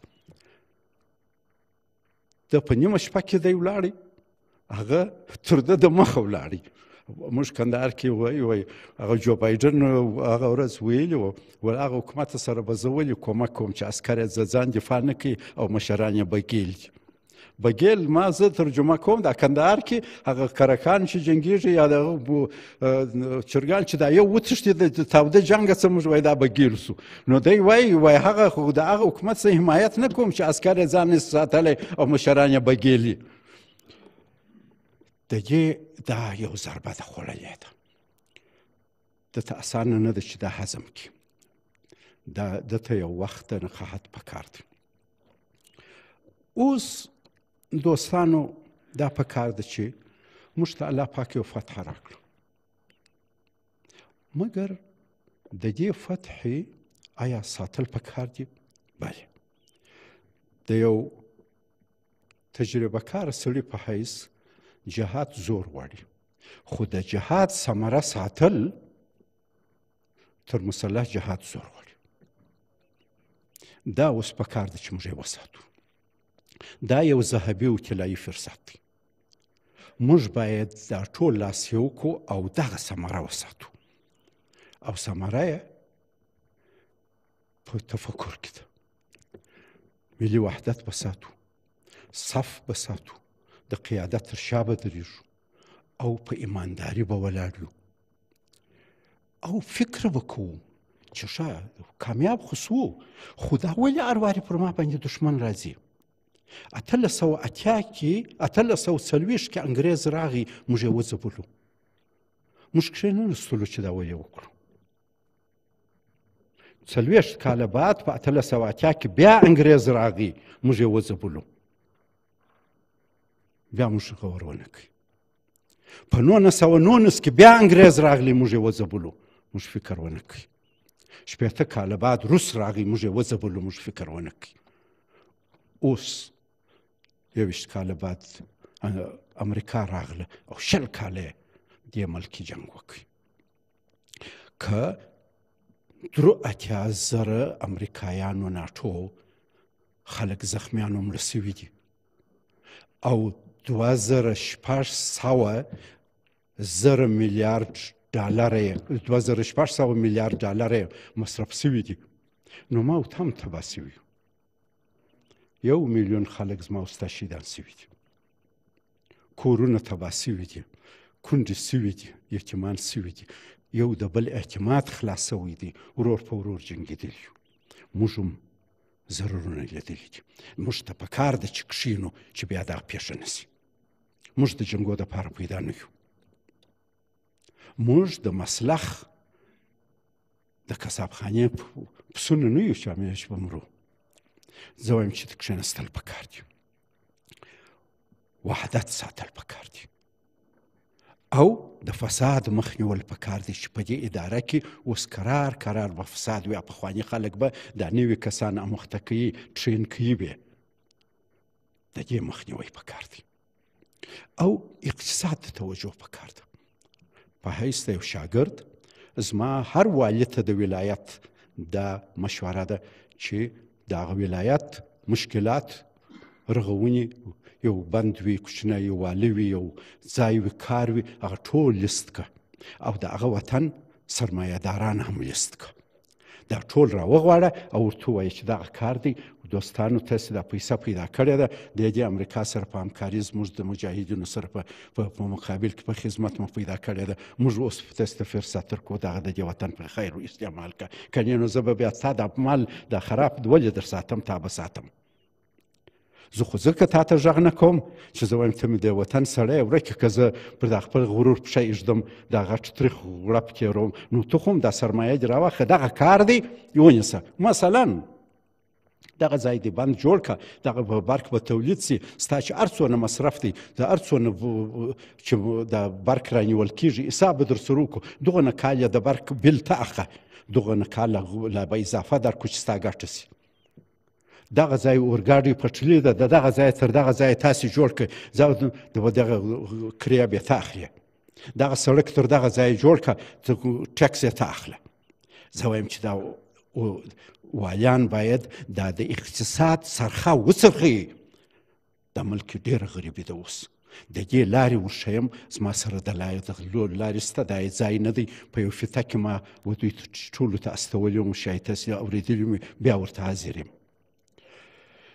راغلو دا ته چې دوستانو تاریخ باید ولیکل سي، لکه ما چې عرض وکړي ولې پر موږ دا راځي.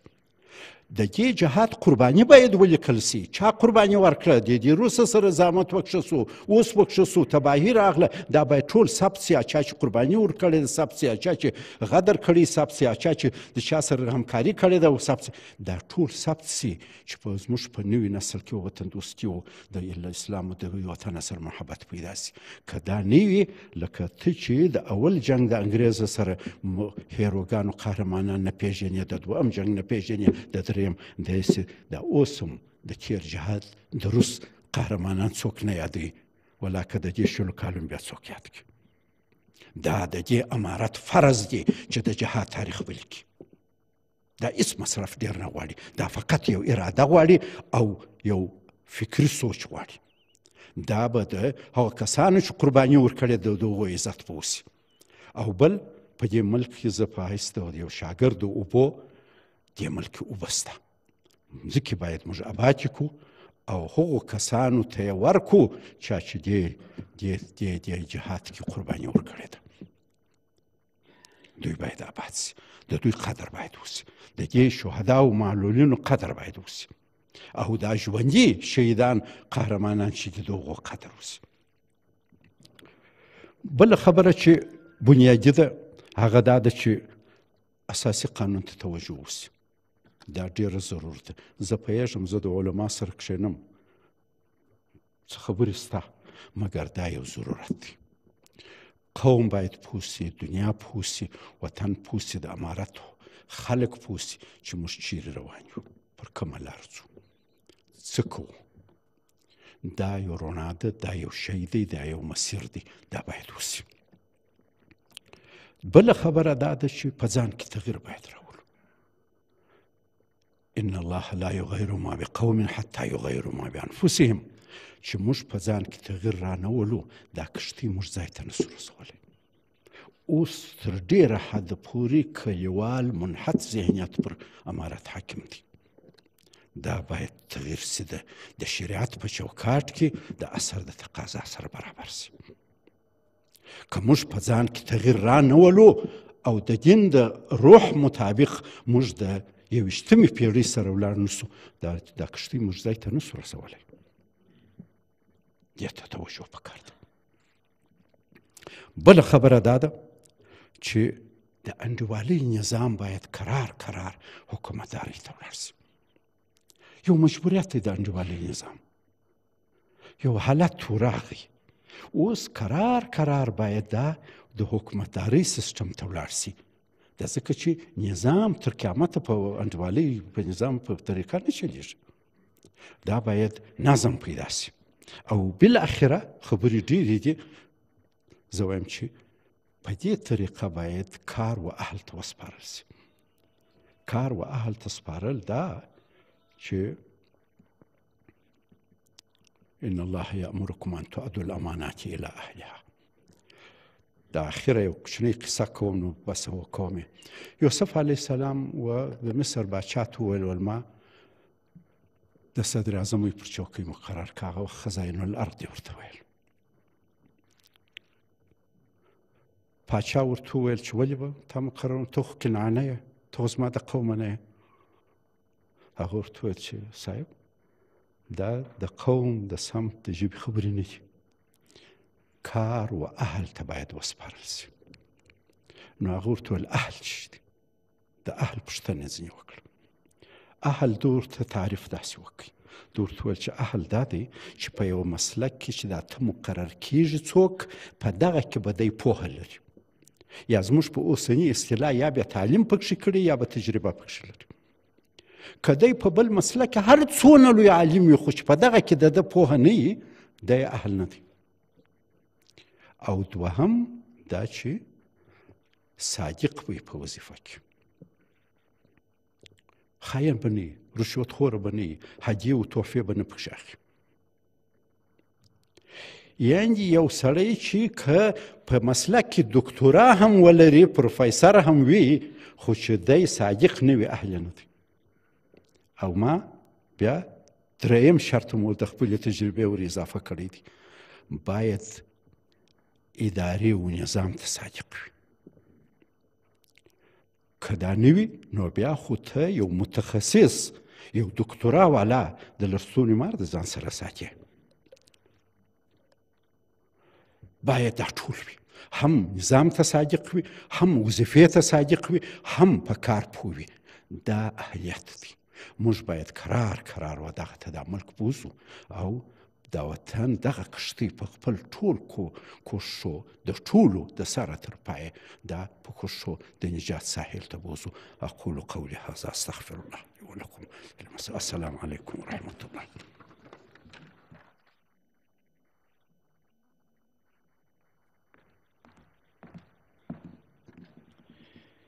د اوبو او د انرژۍ وزارت د محترم سلاکار ډاکټر صاحب فاروق اعظم د هر اړخیزې وینا څخه ډیره زیاته مننه. د پروګرام په دې برخه کې د حکومت د رسنیو د مرکز مشر مفتي صاحب انعام الله سمنګاني ته په خورا درنښت بلنه ورکوم چې راشي او خپله وینا د غونډې ګډونوالو ته وړاندې کړي.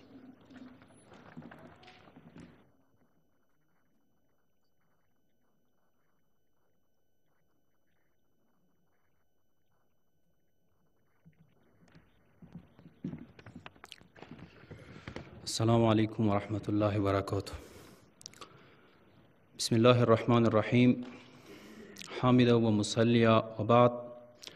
قال الله تعالى وهو أصدق القائلين والذين اجتنبوا الطاغوت أن يعبدوها وأنابوا إلى الله لهم البشرى. الآية. بنده آزاد را آیتگران، بنده آزاد را آیتگران زیستن در جهان دیگران. حرفهای زیادی گفته شده، میدانم خسته شده اید و اصل قصه همین است که 15 میزان که روز سیاه بود گذشت و امروز الحمدلله 16 میزان است. اما باز هم به خواست منتظمین این برنامه میخواهم مقاله بسیار کوتاه را در ظرف چند دقیقه خدمتتان ارائه نمایم. تاریخ افغانستان معاصر در حقیقت سیاه و سفید است، پر از روزهای سیاه و پر از روزهای سفید. اگر از یک سو روزهای همچو 7 ثور، 6 جدی و 15 میزان در تاریخ ما جا دارد، از سوی دیگر 28 حسد، 8 ثور، 10 هود و 24 اسد نیز روزهای تاریخی کشور و ملت ماست. این شاید ویژگی تاریخ معاصر افغانستان است و افغانستان را از سایر کشورها و افغانها را از سایر ملتها امتیاز می دهد.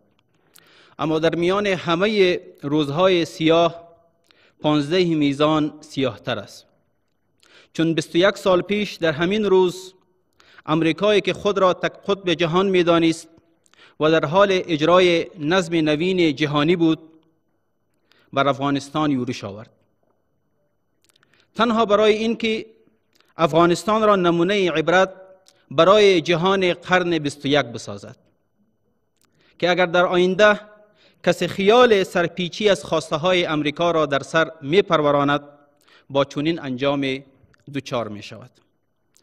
گناه افغانستان این بود که ضعیف بود، تازه از جنگ های داخلی بیرون شده بود و مشغول ساخت و ساز زندگی خود بود. بناهن هدف آسان برای تاخت و تاز بود.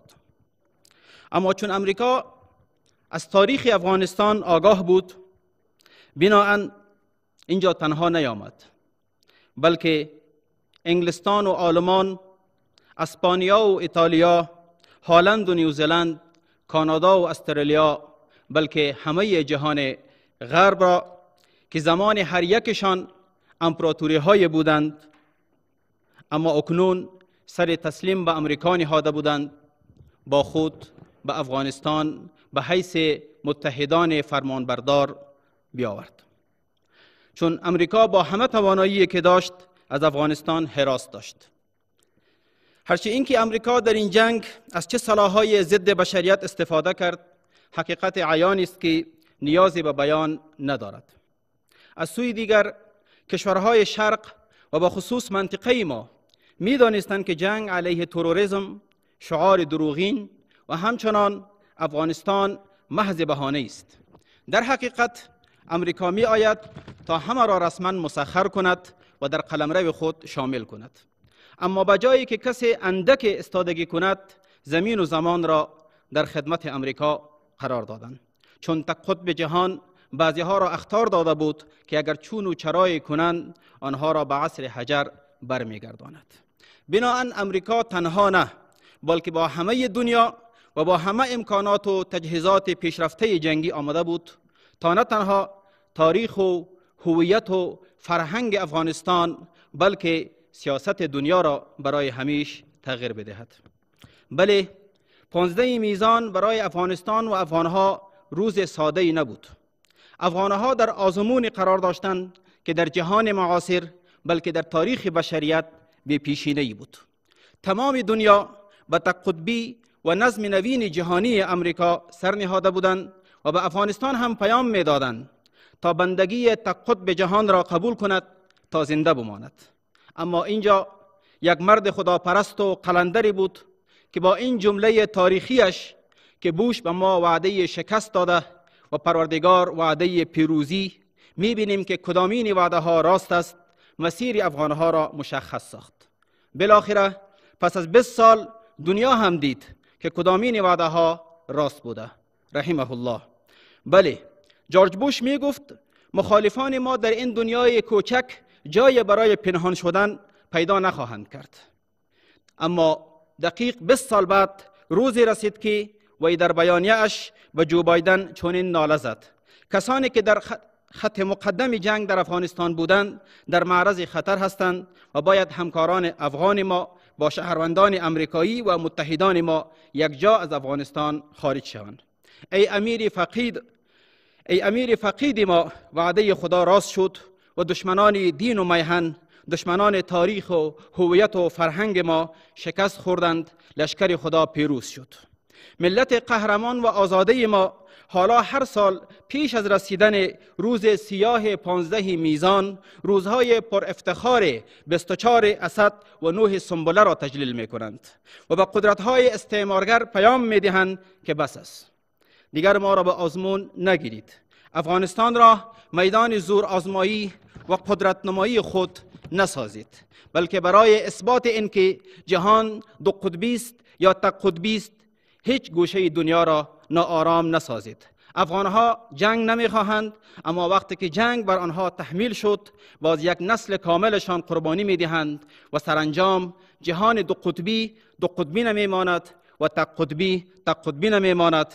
پس از آمدن شوروی جهان دو قطبی نماند و پس از امریکا جهان تک قطبی نماند. شوروی و امریکا آمده بودند تا ما را نمونه عبرت بسازند، اما خودشان نمونه عبرت شدند و رسوا و روسیا رفتند. افغانها مردمی اند که با زبان قال و حال ثابت ساخته اند: هر که پیمان با هو الموجود و بست، گردنش از بند هر معبود رست. مؤمن از عشق است و عشق از مؤمن است، مؤمن از عشق است و عشق از مؤمن است، عشق را ناممکن ما ممکن است. و آخر دعوانا ان الحمدلله.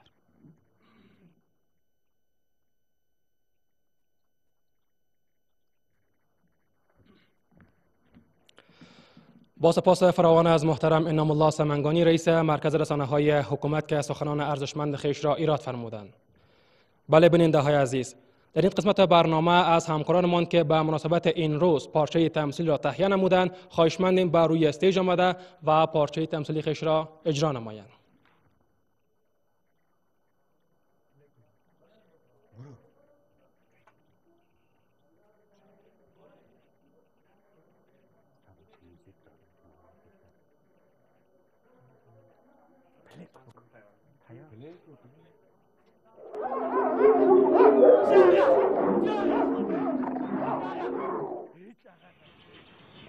کار پای مرا بکنه او های های نسیم بچو خاک در سر دشمنای شده آن در جان خود افتیدن یکی دیگه خودم میخورد های های های همین مرغا وقتی کشکلک میکنن خاک در سر خود باد میکنن دشمنای محمد شد خاک در سرشان شد خاک در سرشان شد خاک در سر دشمنای ما شد خاک در سرشان شد تباه شدن برباد شدن رفتن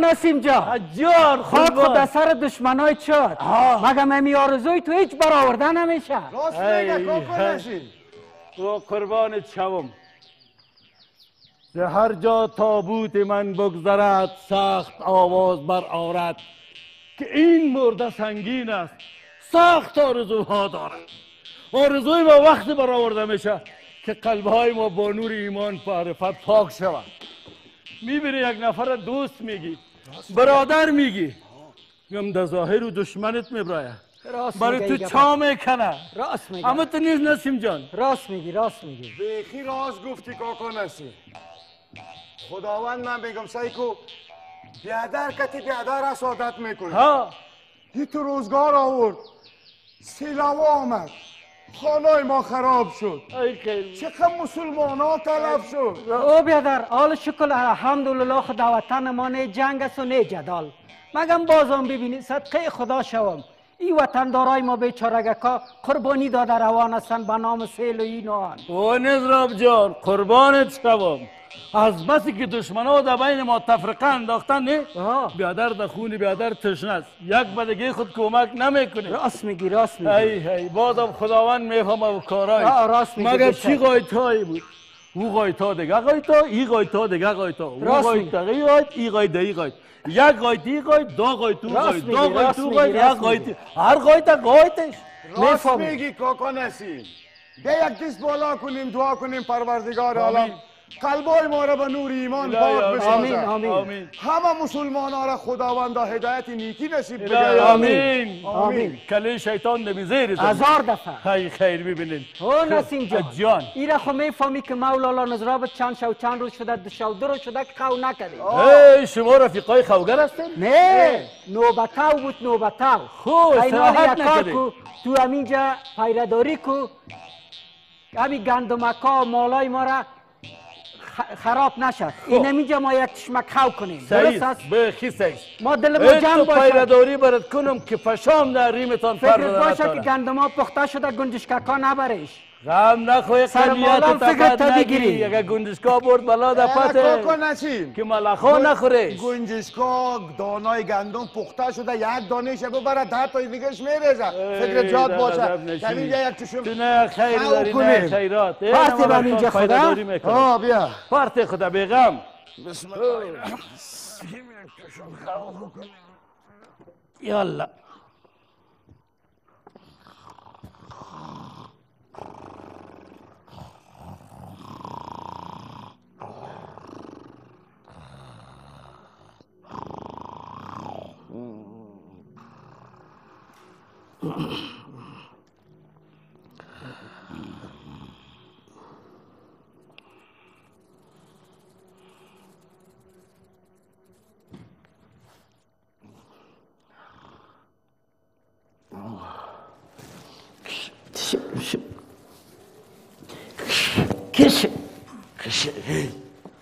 چه بلا مزر چیزه سو این همون بلای است که نمیمانه که ما و شما آرام باشیم چه بلا مخ کدیش هیچ غرض نداریم هیچی بنگ است دیوانه ما کد نمیمانه ما در خوا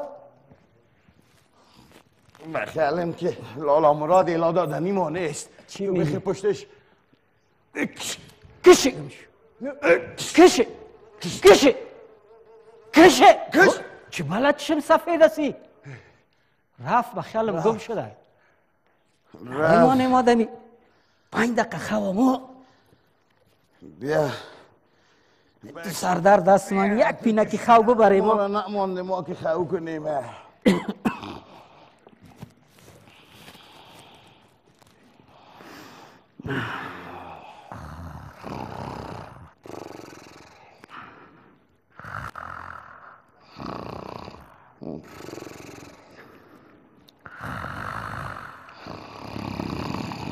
Yes.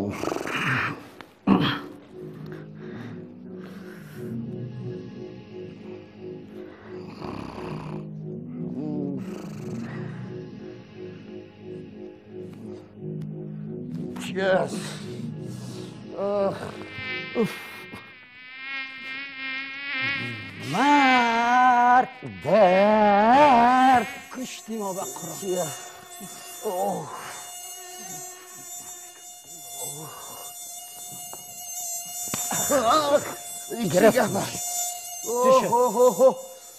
در امداد با فقط بگویی که ریسپان نیش زده باشه. بازی چی بلا شر است؟ این بچه‌شون دیدن نمیشه. بیادر همین که نیش میزنه خارشت چی میکنی که یک درد داره که یک دیوانه ما کچه شد. ای لالا مراد اینه ای لالا مراد ما شنیدیم میگه ای بلا یک رقم نیش میزنه که می جایی را که نیش زد زخم ناسور واری تا که زنده استی درد داره اینه دست مرا چی کرد نمیمانی ما دخو کشی کمشه لالا نظراب دخو خو نمانده ما نه بیا کمی کار خدا کنی عده سیاه شرا خو هیچ خو نداره چی بالا مزر چیز است یا بیا کمی کار خدا کنیم ابھی پلوان سام ابھی جویا پیش کنیم یالا یالا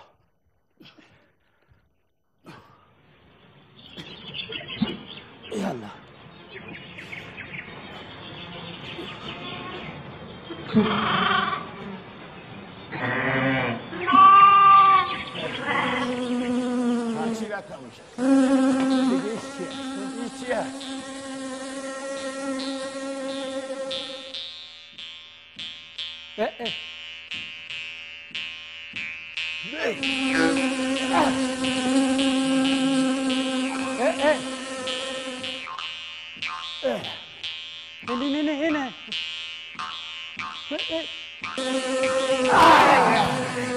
کشتیمش ای چی خطرناک چیز است چی از لالا مراد ای بالایزی چی قطعت ای تیارمو جیتاواره نیست هست اوه فقط میگی بام بده پشت خود بسته کده او پیردار حاضر حالا تو بیا کی چی است بدو چیست کجا دیگه چی باشه تو خمارا گفتی که بیادر ایجا قرار خو کنه که ده حریمتان پشام پرزن نمیتونه پشش چی میکنی نسای کو هیچی هست هیچی هست مچم نگی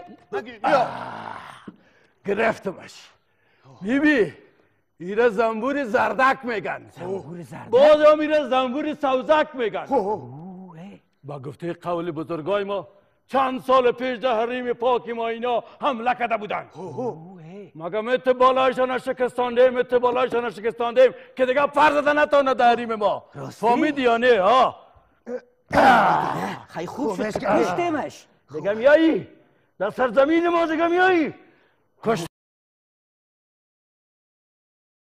بالا نسیمتان زنده باشه خوده برو خو کجاست نمانده ما او پشا و مگسا برو دیگه حال ما کشتمش تو کشتمش که دیگه بیخی بیغم باش برو بخیر برو مست میشه هیچ رای نزن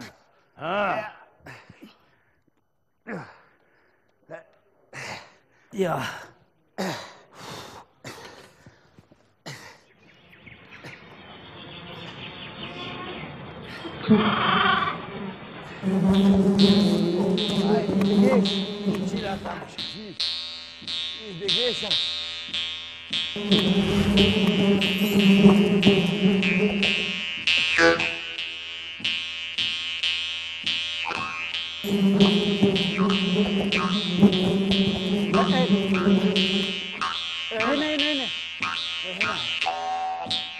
رفت طرف نسیمه اینه نسیم حالا که دیگه اینه کجا؟ چی کردین؟ اینه نمانی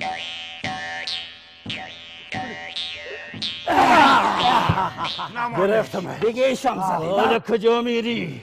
کجا میری؟ حالا گرفتارش کردیم ها که باش 7 جان داری این چقدر خطرناک است یزمو تیارهای بی سرنشین واری است نه از اون سرخای وحشیش است. چی میگی؟ یاد اون سرخای وحشی است که چندین سال پیش در سرزمین مقدس ما اینا حمله کرده بودن. یا حمله کرده بودن؟ میخواستن که با نمای این و آن سر مردم ما سلطارایی کنن، مگم نتانستند. یا نتانستند. از زمین و آسمان بمبارد کردن، کل مردم ما را شهید کردن، مردم ما بیوه ساختن، به خانمان ساختن. این همین زمورای سرخ وحشی بود که میمانمشان یا میخواستن سر مردم ما سلطارایی کنن یا میخواستن مردم ما را از بین ببرن. مگم به توکل خدا از بین برده میشه. بالای شکنی مرد دیگه میایی؟ ای از نمو آدمایی بودن که میگه همه تو که پشت کله خدا خاریده پس رفتن. وقتی که من تو زیر پای کردم پشت خود کردم تو پشت کله خدا خاریده رفتن. این تو رفتن که دیگه کس رنگشان هم ندید. با گفته بزرگای ما میگه راز شجاعت مردانگی است. راز مردانگی شجاعت است. ما به خاطر وطن خود جان خودم میتیم یا نمیتیم؟ برنده که بیغم کارتان نکنین لالا عزیزتان. وطن ما نه بالای دل ما جمع باشه، خاطر جمع باشه کارت تو. برو خیره داری تکو برو این ما برات بیخی نمیمانه ما آنتن خودم چالان کن که دیگه هیچ آمدن نتانم. لالا نزرا این چه رقمش است؟ نمیفهمم. کشتن ماده سی 3 رنگ 4 رنگ سر ما حمله کردن که تو بگویی که تو باشته که من چیه؟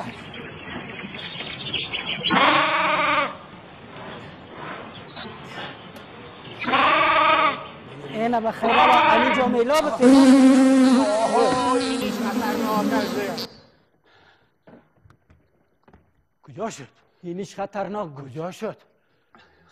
خدا پرتین با خیالم که ام دفعه با تهیدین خودم کتی خدا آوردن. با خیالم که میخواین پرتی خدا سنگر بگیری برشان. بیادر با خیالم که دفعه زمین نواد جان ما حمله کردن دیگه متحدینشان کدیش یک جای شده. چی میگی؟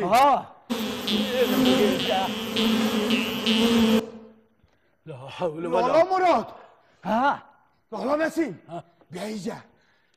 بخیالم که یا فکر میکنن کمیزی وطن ما را زمین کره زمین نقشه شبدور بسازن. نه خواهو میبینن خواهو نترسید بکزین هرگاه ما شما یک مشت باشیم متحد باشیم این زنبورکاوی خزن نگکا چیزی کده نمیتونه. با توکل خدا مجادله را شروع میکنیم. نمانیم کشی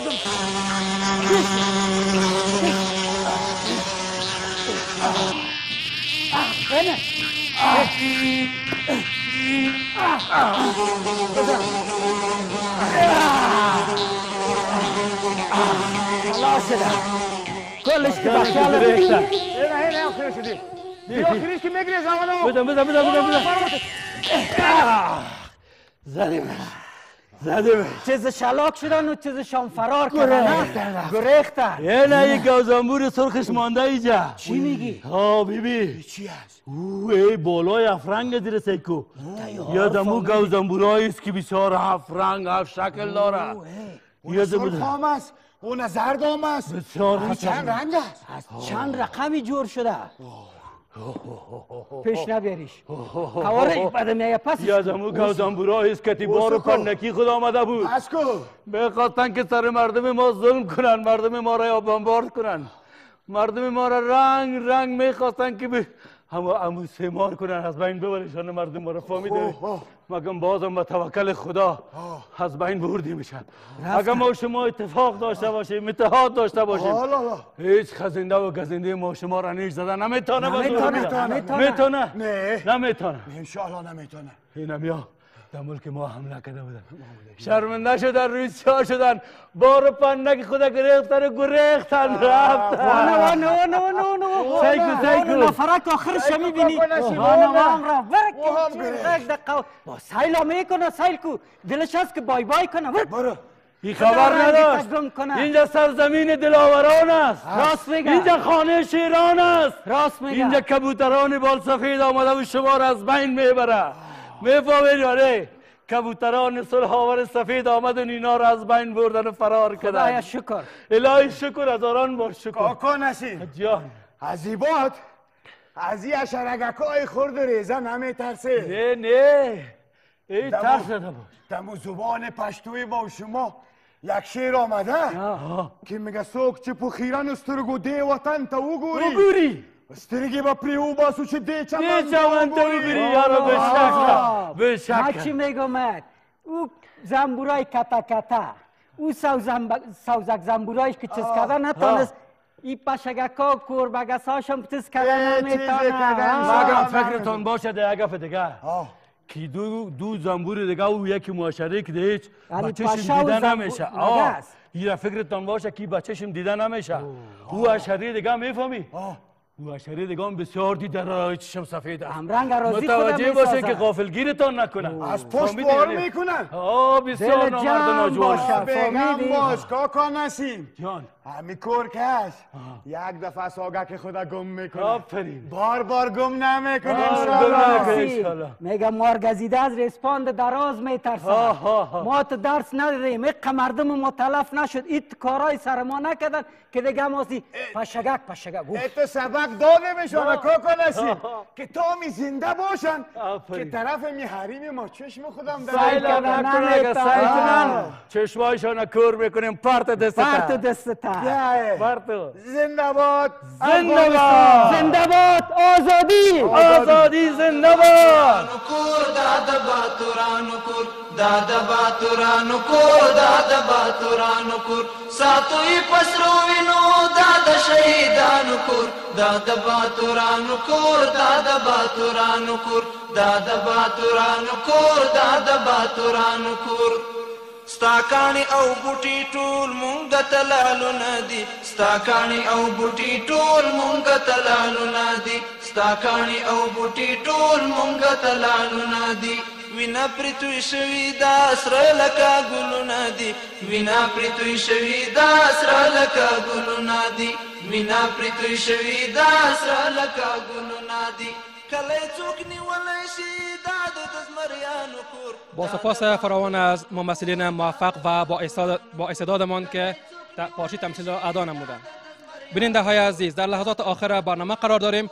جا دارد که سپاسگزاری کنم از مسئولان امارت اسلامی، حضار گرامی، رسانه های محترم که قدم رنجه فرمودند و اشتراک کردند. جهان سپاس. حالا از محترم مولوی شرف الدین مسلم خواهشمندیم تا دعای ختم مجلس را قرائت نمایند.